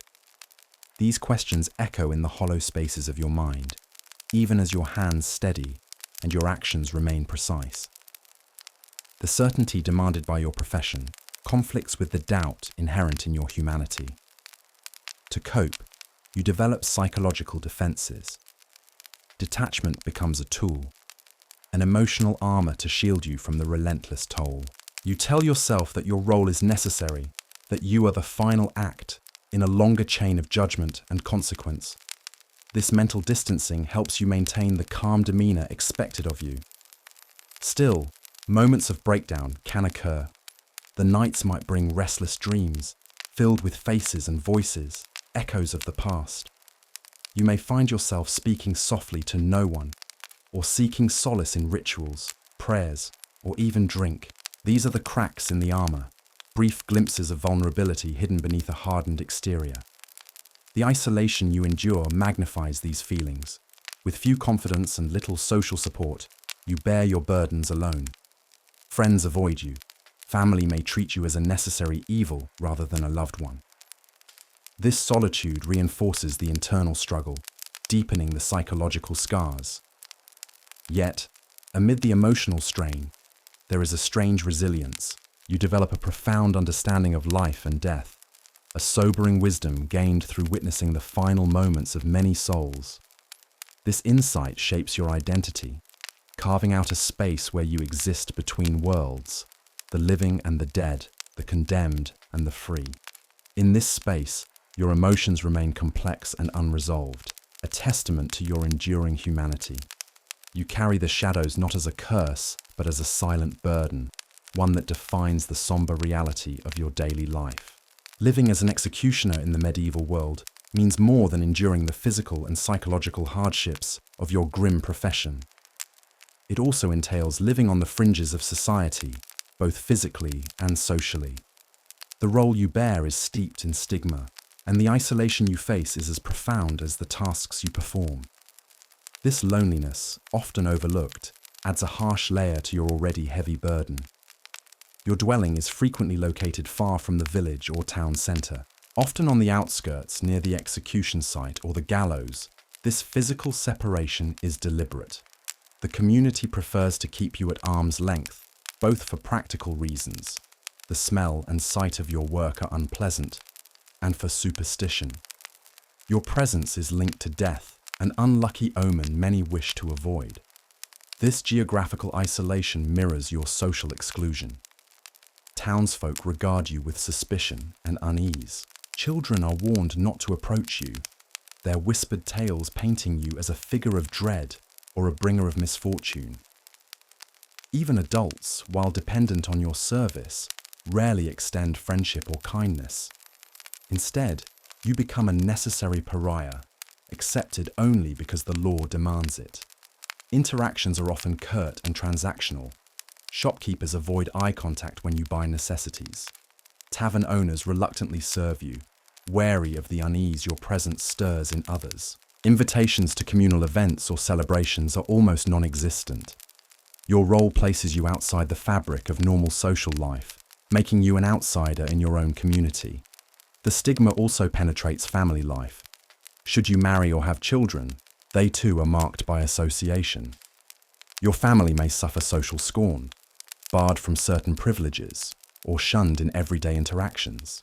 This hereditary taint is a heavy cost, leading some executioners to live solitary lives, disconnected from kin. You might find refuge in others who share your profession, forming a quiet fraternity of outcasts. Yet even among peers, there is a tension between solidarity and competition, as the scarcity of such roles limits bonds. The network offers little comfort against the broader social alienation. Religious institutions often have ambivalent attitudes. While execution is sanctioned as a necessary function of justice, clergy might avoid close association with you, wary of ritual impurity or moral contamination. You may attend church, but your place is at the back, distanced from the congregation. Despite this harsh environment, you develop a stoic acceptance. Isolation becomes part of your identity, a shield you wear as protection from the world's judgment. You learn to live with the loneliness, finding moments of solace in routine or personal reflection. The weight of exclusion sharpens your awareness of life's fragility and the fine line between order and chaos. While society rejects you, it depends on you, a paradox that deepens your inner conflict. You carry the social stigma not just as punishment, but as an intrinsic part of the role you embody. In this lonely existence, the executioner is both feared and needed, a shadow cast long across the medieval world's social landscape. This isolation, silent and enduring, is a crucial part of the grim reality you face every day. As the executioner, your daily labor is not only mentally exhausting, but also physically punishing. The demands of your grim profession subject your body to constant wear, tear, and frequent dangers. Long before the execution itself, the preparation and upkeep of your tools and worksite expose you to numerous hazards that few others in the medieval world endure. Each morning begins with the maintenance of your instruments, the sharp axe, the heavy sword, the noose, or whatever tools the particular execution method requires. These are not just props, but essential devices that must be kept in perfect condition. Handling blunted or rusty equipment could mean a botched execution, a fate as dreadful for you as for the condemned. Your hands bear the brunt of this work, calloused, cracked, and stained from constant exposure to wood, leather, and metal. They show the marks of a harsh craft. Minor cuts and scrapes are everyday occurrences, but sometimes deeper wounds result from accidents with sharp edges. Without modern medicine, even small injuries risk infection, which can quickly worsen in unsanitary conditions. The physical labor involved in moving heavy bodies or preparing the scaffold is strenuous.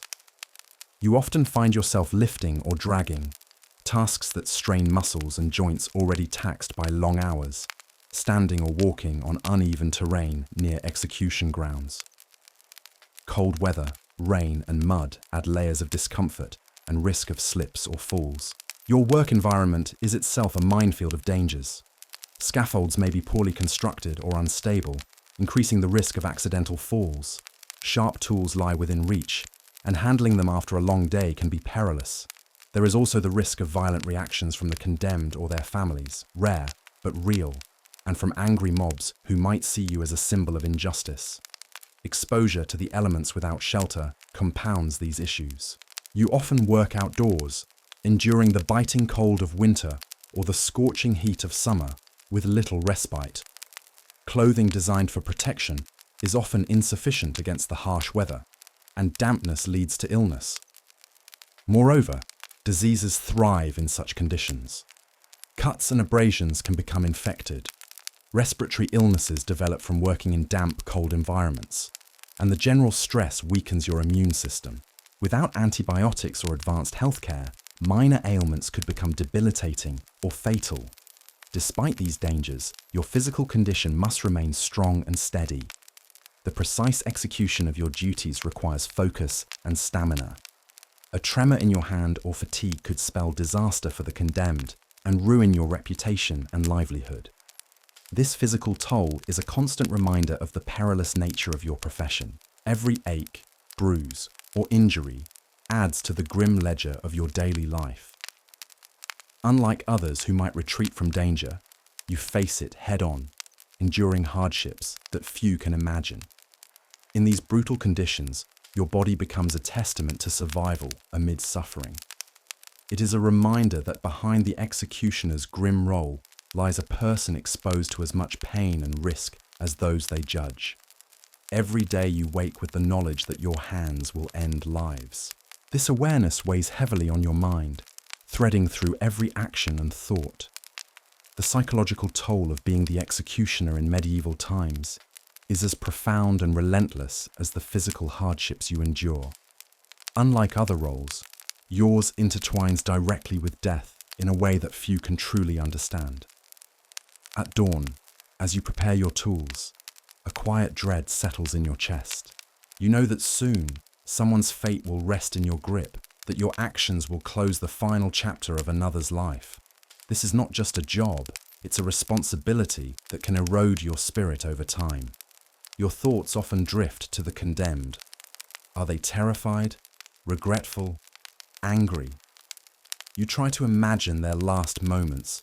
Do they find peace or rage against the unfairness? This mental rehearsal becomes part of your preparation, a somber meditation on mortality and justice. In some moments, a numbness develops. The repeated exposure to death creates a psychological shield, dulling the shock, but also deadening your empathy. You perform your duties mechanically, suppressing the emotions that could overwhelm you.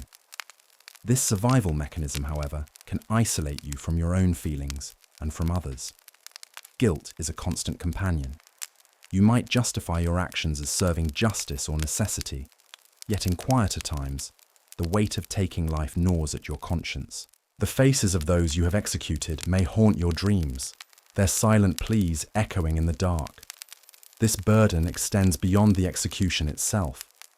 In towns where the executioner's role is infamous, whispers and rumors surround you, hinting at darker deeds or supernatural pacts. Such suspicions only deepen your isolation and alienation, compounding your mental strain. Your social isolation magnifies this psychological weight. With few trusted companions, your struggles remain private, unshared. Without outlets for support or understanding, stress accumulates. Anxiety, depression, and despair lurk beneath your stoic exterior, threatening to overwhelm. Religious faith sometimes offers a balm. Prayers for forgiveness, rituals for cleansing, or seeking solace in divine justice provide moments of respite. Yet, your role blurs lines between sin and duty, leaving spiritual peace elusive. You might also develop coping mechanisms, rituals before executions, quiet walks, or moments of silence to maintain balance. These small acts become anchors amid the turmoil, brief oases in an otherwise harsh reality. Despite these mental struggles, you continue. This perseverance speaks to a deep, if often hidden, strength.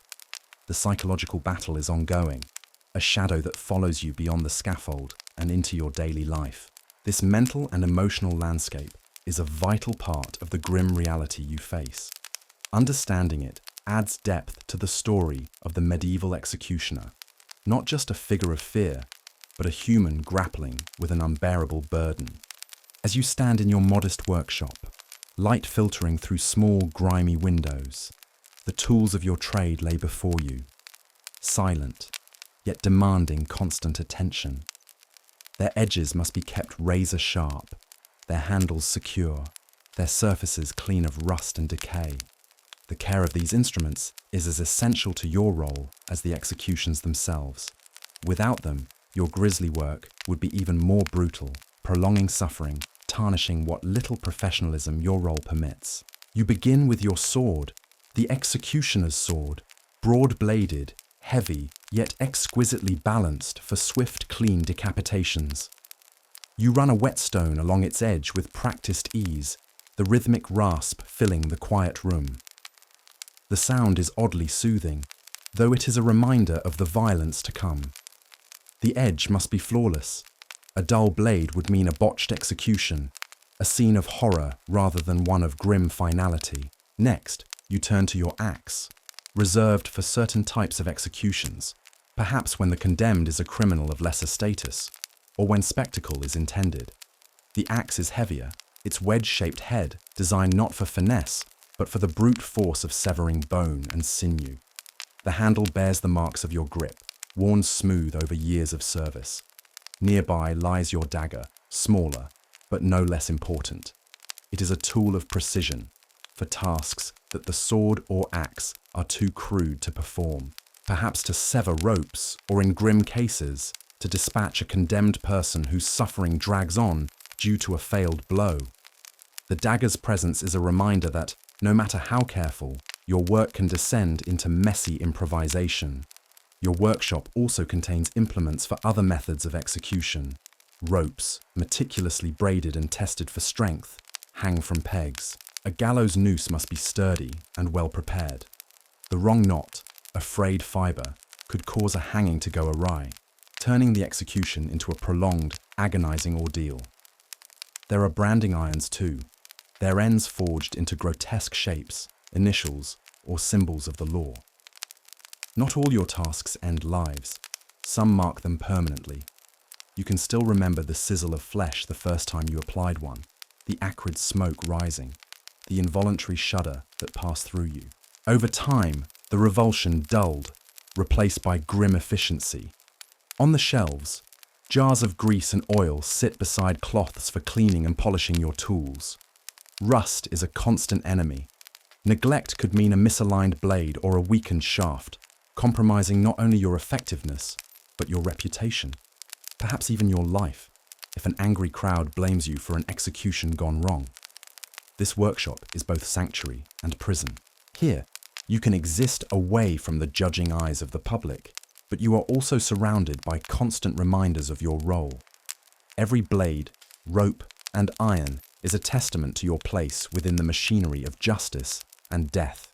Tomorrow, you will wield these tools again.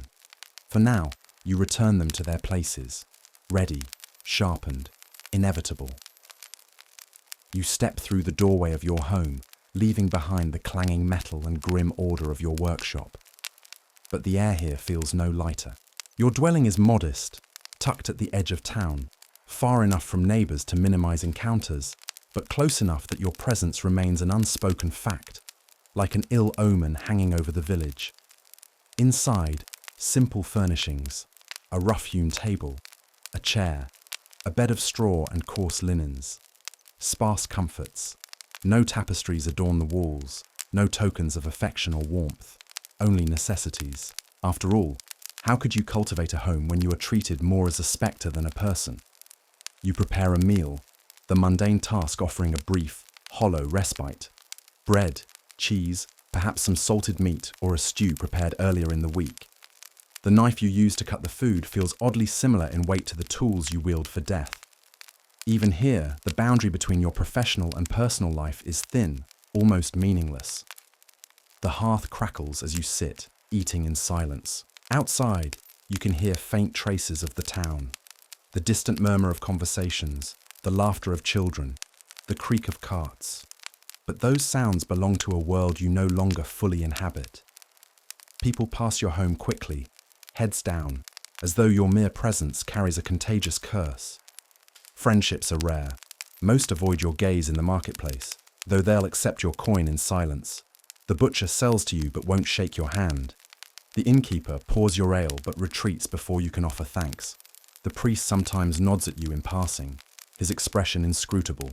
Pity, perhaps, or condemnation, or something in between. Family? For many executioners, marriage is difficult, children rarer still. Some inherit the profession, passed from parent to child like a dark hereditary burden. But many, like you, live alone, with only the echo of your own thoughts to accompany your meals and quiet evenings.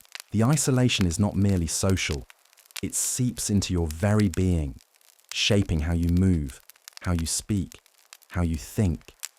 You've learned to keep your voice soft, your steps measured, as if trying to occupy less space in a world that already finds you too present. You rarely visit the town's celebrations, May Day dances, the Harvest Festival, unless duty demands your attendance. Even then, your presence casts a pall, a reminder that merriment is fleeting and the scaffold always waits. As night falls, the shadows deepen within your home. You light a single candle, its flickering flame offering scant comfort against the oppressive quiet. The day's work lingers in your mind. The faces of the condemned, the weight of the blade, the tightening of the rope. Lying on your straw bed, you close your eyes, listening to the wind against the shutters. Tomorrow may bring another summons, another execution, or perhaps a rare reprieve. But even in sleep, you cannot escape the truth. You are the keeper of death, both feared and forgotten. You awaken before dawn, as you always do. The town is still wrapped in the quiet of sleep, but your mind is already restless. Sleep offers no true escape from your burdens. The faces of the condemned visit you in dreams, their last looks of terror, rage, or resignation etched into your memory, permanent as scars. As you sit at the edge of your straw bed, lacing your boots with practiced motions, you consider the peculiar position you occupy in this society. Essential, yet reviled. Your role is necessary to maintain the laws, but those who benefit from your work refuse to acknowledge your humanity. Justice is a public performance, but your own suffering is private, invisible, and unspoken. You walk to the basin by the window, splashing cold water on your face, as if to wash away the lingering spectres of the night. But they remain. They always do. The weight of your profession is not measured solely in the number of necks severed or knots tied. It accumulates silently, a mental corrosion. You sometimes catch yourself staring blankly at nothing for long stretches, trapped in memories of executions past, of how one man sang a hymn as the rope was tightened, or how another screamed curses until the blade silenced him forever. These moments are inescapable. Some executioners drink heavily to dull them. Others seek solace in prayer, or in the mechanical repetition of rituals. Sharpening the blade, oiling the wood, knotting the ropes. You have your own methods, small acts of order that momentarily impose structure on an existence defined by death. The townspeople might wonder if you feel anything at all, if the repetition of killing has hardened you beyond empathy. But you know the truth. It has not made you less human, but more painfully aware of mortality than anyone else in the village. You remember the rare moments when someone, perhaps a stranger from another town, dared to ask, "How do you live with it?" And you had no simple answer, because living with it means carrying a burden that grows heavier with each life taken, but never acknowledged by those around you. Sometimes you think about refusing the summons, laying down the sword, abandoning the scaffold, but you know that another would be found to take your place, and that your family, if you had one, would bear the stigma long after you were gone. In some cities, executioners wear distinctive clothing or carry special tokens marking their profession, ensuring they are known and shunned wherever they go. Your own anonymity in this village is both a curse and a strange mercy. You finish your preparations for the day, lighting a small fire in the hearth and sitting beside it in silence. Whether there will be a summons today or not, you cannot escape the psychological burden you carry. It is your constant companion, as immutable as the scaffold itself. Outside, the town begins to stir with the first light, but within you, the heaviness of your role remains, stitched into the fabric of your very being. You step out of your modest dwelling, the familiar weight of isolation settling over your shoulders like a cloak. The morning air is crisp, carrying the faint aroma of baking bread from the baker's shop down the street. A simple pleasure, yet even that feels distant. As you walk through the town, people avert their eyes. Conversations falter as you pass. Some make the sign of the cross or mumble prayers under their breath, as if your mere presence conjures misfortune. You are both known and unknown here. They all know what you do, even if they pretend otherwise. Children dare each other to spy on your house, whispering rumors of your supposed cruelty or inhumanity. inventing ghost stories in which you are both the villain and the monster. Yet none dare approach. No one invites you to share an ale at the tavern or to sit beside the fire on a cold night. Isolation is not just your condition, it is your sentence. Marriage is almost unthinkable. Who would willingly bind themselves to an executioner? In some towns, the role is passed down from father to son, not out of pride, but because no one else will touch the family of a hangman. The taint lingers across generations. Even those you might seek companionship with will hesitate, fearful of the social repercussions, of the stain that proximity to you would leave upon them. Sometimes, from the shadows of your own thoughts, you wonder, do they fear you because of the death you wield, or because you remind them of the mortality they wish to forget? You recall the last time you tried to participate in a festival, the midsummer celebration with its bright ribbons, feasting and dancing. You stood at the edge of the square, watching the joy unfold from a distance, longing for a simple moment of shared humanity. But when you approached the crowd, a quiet hush spread like wildfire. Laughter died mid-breath. People found excuses to move away, leaving you in a pocket of emptiness amidst the revelry. Even the market is a space of silent rejection. Merchants take your coin, but avoid touching your hand. Some leave your goods on the counter and turn away, unwilling to make eye contact. You are, to them, a necessary evil, an unwanted presence, tolerated only because the law requires someone to do the work that no one else will. And yet, paradoxically, they are the same townsfolk who gather eagerly to watch your executions, their faces rapt with morbid fascination as you perform your duty. In those moments, you feel like an actor on a stage, playing a role scripted by centuries of tradition and fear. But when the curtain falls and the crowd disperses, you are left alone again. This social exile is more corrosive than the blood on your hands or the weight of the sword. It is a slow erosion of self, a gradual hollowing that no amount of skill or stoicism can truly shield you from. You walk on, alone as always, your footsteps echoing in streets that refuse to claim you. As night descends upon the medieval town, the once busy streets grow quiet, save for the occasional bark of a stray dog or the distant creak of a tavern sign swaying in the evening breeze. You sit by the dim glow of a flickering candle in your modest home, alone with your thoughts, as you are most nights. The tools of your trade, your sword, your rope, your hood, lie in their designated places, silent and still. But their presence in the room is as heavy as the air you breathe. You find yourself reflecting on the day's work, the latest life you've taken, the last pair of eyes that met yours before the final moment. The face remains etched in your memory, as so many others do, even as you try to push them away. You've learned not to dwell on their stories, who they were, what crimes they committed, whether they deserved mercy. But some nights, like this one, the images come unbidden.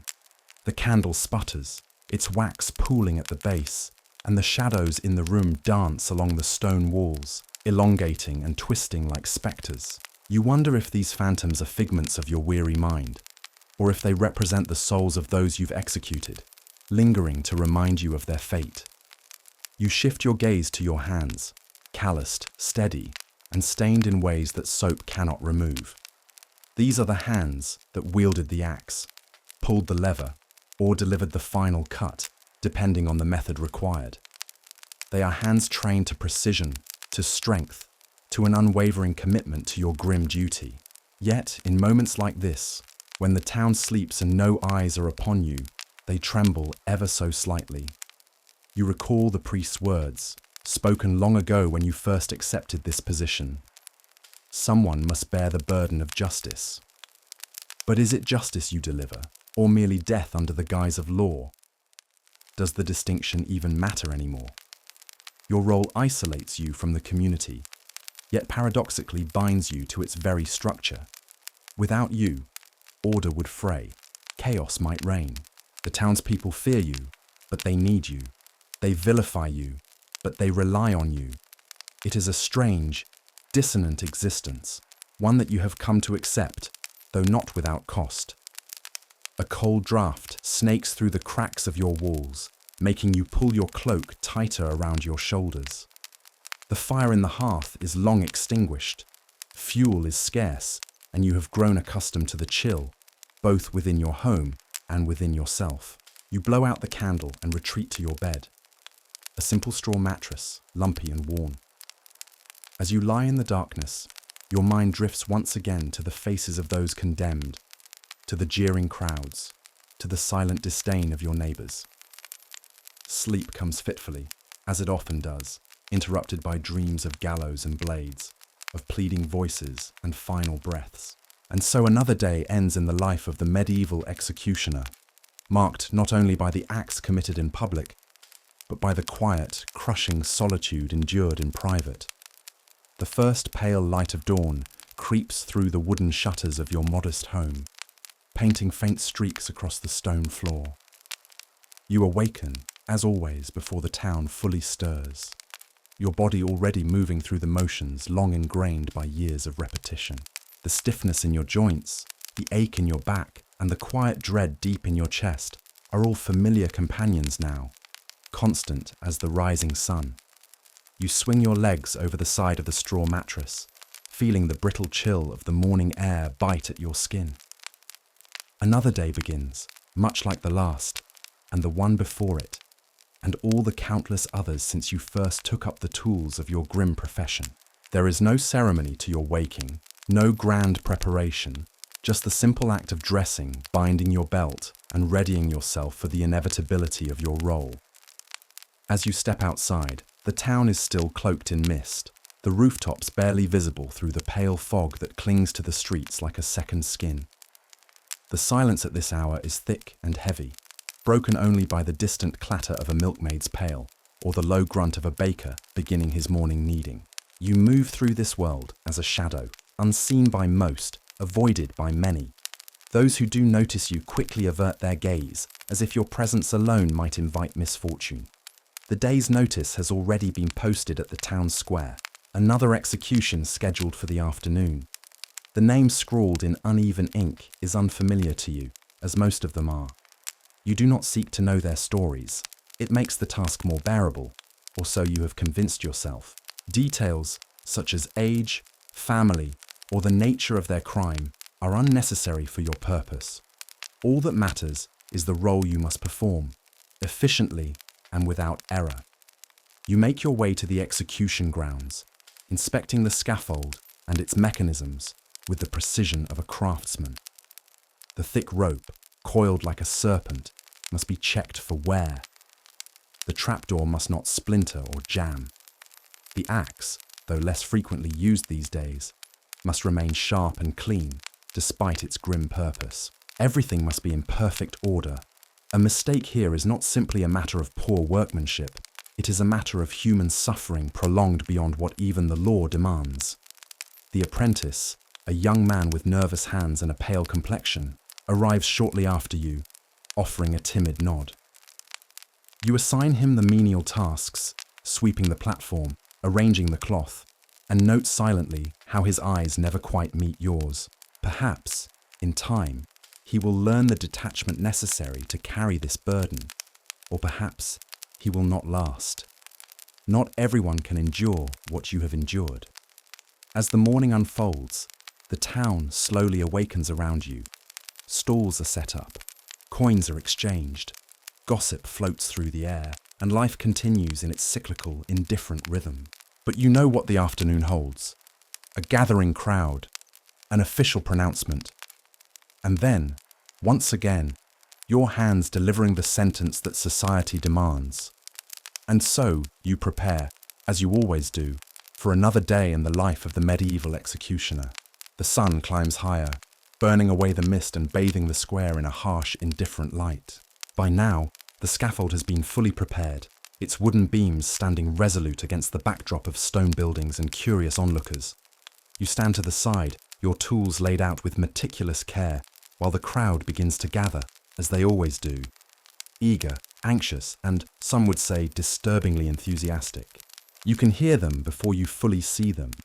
The shuffling of feet, the low murmur of conversation, the occasional bark of a vendor seizing the opportunity to sell cheap bread or watered-down ale to those who have come for the spectacle. It is, after all, as much a communal event as it is a judicial proceeding. For many, this is the only entertainment they will see this week, perhaps this month. Mothers hoist children onto their shoulders for a better view, while groups of young men jostle for position near the front, their faces twisted in a mixture of excitement and apprehension. Older townsfolk stand further back, their expressions more guarded, though no less intent on witnessing what is about to unfold. The condemned is nowhere in sight yet, but already, wagers are being made about how stoically they will meet their fate. You remain quiet, your face neutral beneath the shade of your hood. Your presence is both necessary and repellent. Without you, the ritual cannot proceed. With you, the crowd is reminded of the darker undercurrents of their own society. Some glance at you furtively, quickly turning away when they meet your gaze. Others stare more boldly, as if daring you to acknowledge the blood that stains your hands, even when scrubbed clean. The bailiff approaches, his voice low and businesslike, confirming the time of the procession and the readiness of the town officials. You nod in acknowledgement, offering no unnecessary words. There is nothing new to discuss. The protocol has been followed countless times before and will be followed countless times again. From your vantage point, you scan the crowd, observing the many small rituals that accompany these executions. The peddlers hawking trinkets, the clergy preparing their final prayers, the friends of the condemned standing stiff and silent in a corner, their grief contained but palpable. Every execution is both deeply personal and entirely public. A strange paradox you have long since stopped trying to resolve. The apprentice returns with a final report. Everything is in order. The rope has been tested again.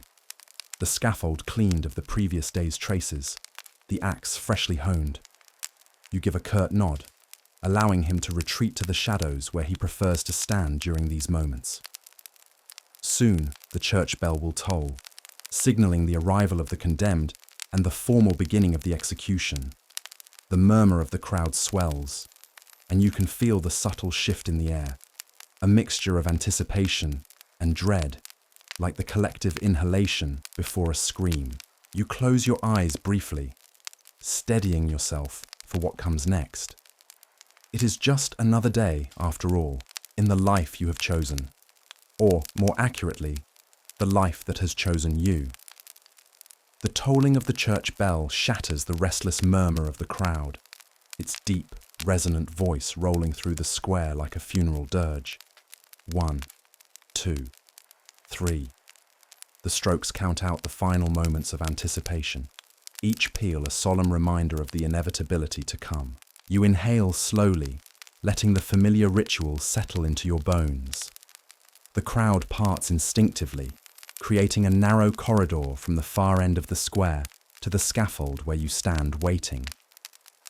All eyes fix upon the small group emerging, guards flanking a central figure bound in ropes, their steps heavy with dread. The condemned. From your vantage point, you take in every detail with professional detachment. The condemned shuffles forward, their face pale beneath the grime of the holding cell, their expression hovering somewhere between defiance and despair. Their garments are simple but stained, chosen deliberately to strip away any last vestiges of dignity or status. You know this walk well. It is as much a part of the punishment as the execution itself. Every step through the sea of faces reinforces their isolation, their otherness. Some in the crowd avert their eyes, while others stare openly, drinking in the condemned's final humiliation. A few, emboldened by the anonymity of the mob, jeer or hurl insults. Others cross themselves or murmur quiet prayers, as if to ward off the contamination of sin by sheer proximity. The priest walks beside the condemned, offering low, urgent words of comfort and urging repentance, though you suspect the condemned hears little over the roar of their own heartbeat. The guards keep a firm grip, their posture rigid, but even they cannot fully conceal their unease. Few men, even hardened soldiers, are entirely comfortable escorting another to their death. As the procession draws closer, The crowd's noise crests, then ebbs into a tense, expectant hush. The only sounds now are the scuffing of boots against cobblestones and the creak of the scaffold under your weight as you shift slightly, preparing for what comes next. The condemned is led up the steps, their legs trembling with exhaustion, fear, or perhaps defiance. You can never quite tell, and after so many years, you have stopped trying. They are positioned at the center of the platform, their eyes darting over the crowd, seeking what? A friendly face? Forgiveness? Escape? None of those things will be found here. You step forward, your presence looming larger now. The guards retreat to the periphery, and the priest murmurs a final blessing before stepping aside. For a moment, there is only you and the condemned, locked together in this grim choreography. You meet their gaze briefly, offering neither comfort nor cruelty. It is not your role to judge, only to perform the task laid before you with precision and professionalism. Your hands move steadily as you prepare the noose, or lay out the instruments, depending on the sentence decreed. The square holds its collective breath. This is the final pause, the silent beat before the inevitable conclusion. You steady yourself once more, as you always do, before stepping fully into your role. You stand now at the very edge of the scaffold, the crowd stretching before you in an undulating sea of anticipation and morbid curiosity. The condemned breathes heavily behind you, the sound ragged and raw, cutting through the heavy silence that has settled over the square. Even the birds, usually indifferent to human affairs, seem to have fallen quiet, their songs swallowed by the oppressive air. The priest lingers to the side, clutching his worn Bible, lips moving in silent prayer. You have heard every variation of those prayers over the years. Pleas for mercy, for courage, for forgiveness. But they are all a distant hum now, part of the ritual noise surrounding your role. You take a slow, deliberate breath. Your fingers check the knot on the noose, ensuring it sits precisely where it must. A small miscalculation could mean a slower, more agonizing death, a botched execution that would dishonor your craft and disturb the public peace. Precision is your duty, even now, especially now. The condemned shifts, their body betraying the mind's final frantic struggle to escape what is inescapable. Some plead at this point, others curse, but many, like this one, simply tremble, frozen in the surreal terror of being both alive and already marked by death. You have seen them all. Your voice, calm and steady, cuts through the tension as you recite the official words. The name of the condemned, the crimes committed, the sentence decreed by the court, and the order of the sovereign. It is a rote speech, formalized and emotionless, but necessary. The crowd, for all their eagerness, must be reminded that this is not mere spectacle, but the grim execution of justice. The condemned closes their eyes as you finish, perhaps retreating inward to some private corner of the mind, away from the jeering faces, the stink of sweat, and the finality of your voice. Or perhaps they are simply listening for the sounds of salvation that will not come. You adjust the noose carefully around their neck, positioning it with a practiced grace that belies the horror of its function. The rope is rough, coarse hemp, chosen for its strength and reliability, and it creaks slightly as you pull it taut. The condemned's pulse flutters visibly at the throat, a desperate rhythm that will soon be silenced. From the corner of your vision, you notice a mother in the crowd pull her child closer, shielding young eyes from what is about to unfold. But most of the spectators lean forward, breath held, riveted by the human drama playing out atop the scaffold. You step back now, giving the condemned one final moment alone in the center of the stage. This is their last breath, their last heartbeat, their last second in the world of the living. You do not speak. There is nothing left to say. The executioner's art is not in words, but in action. You grip the lever, its worn wood smooth beneath your calloused hand, and you prepare to do what must be done. And then, with the practiced certainty of a man who has performed this task countless times before, you pull. The lever snaps forward beneath your steady hand. releasing the trapdoor with a mechanical groan that reverberates through the silent square. For the briefest of moments, there is no sound at all, just the void where life once stood. And then, a sudden, sickening crack as the condemned's neck breaks beneath the force of their own body weight. The crowd exhales collectively, as though they too had been holding their breath, suspended alongside the soul now severed from flesh. You remain motionless at your post, eyes trained on the still body dangling beneath the scaffold. This is the part of your craft that demands the most discipline. The moment after, when your own pulse must remain calm, unaffected by the visceral reminder of mortality swaying just feet away. Some in the crowd will claim later that they saw the condemned's foot twitch or the hands clench, as though some fragment of life stubbornly lingered. You know better. You have studied the anatomy of death more intimately than any surgeon. The priest steps forward now, murmuring the final prayers, offering the last rites to a body that is already more object than person.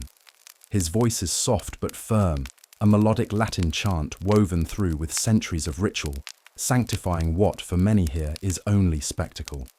Some in the crowd cross themselves, others simply turn away, perhaps suddenly uneasy at the finality they came to witness. Beneath the scaffold, the assistants move in with practiced efficiency.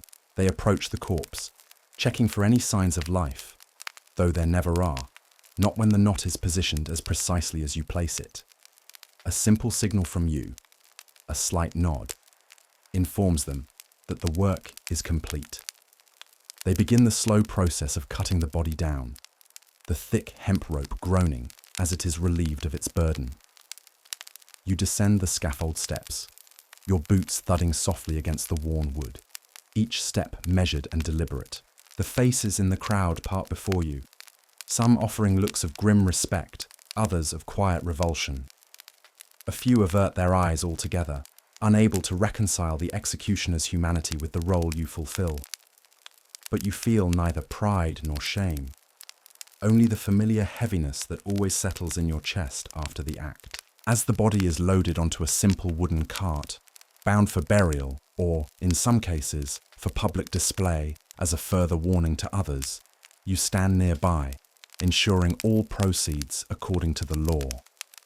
Your presence alone maintains the order of the ritual, reminding the crowd that even death has its protocols, its formalities that must be observed with due gravity.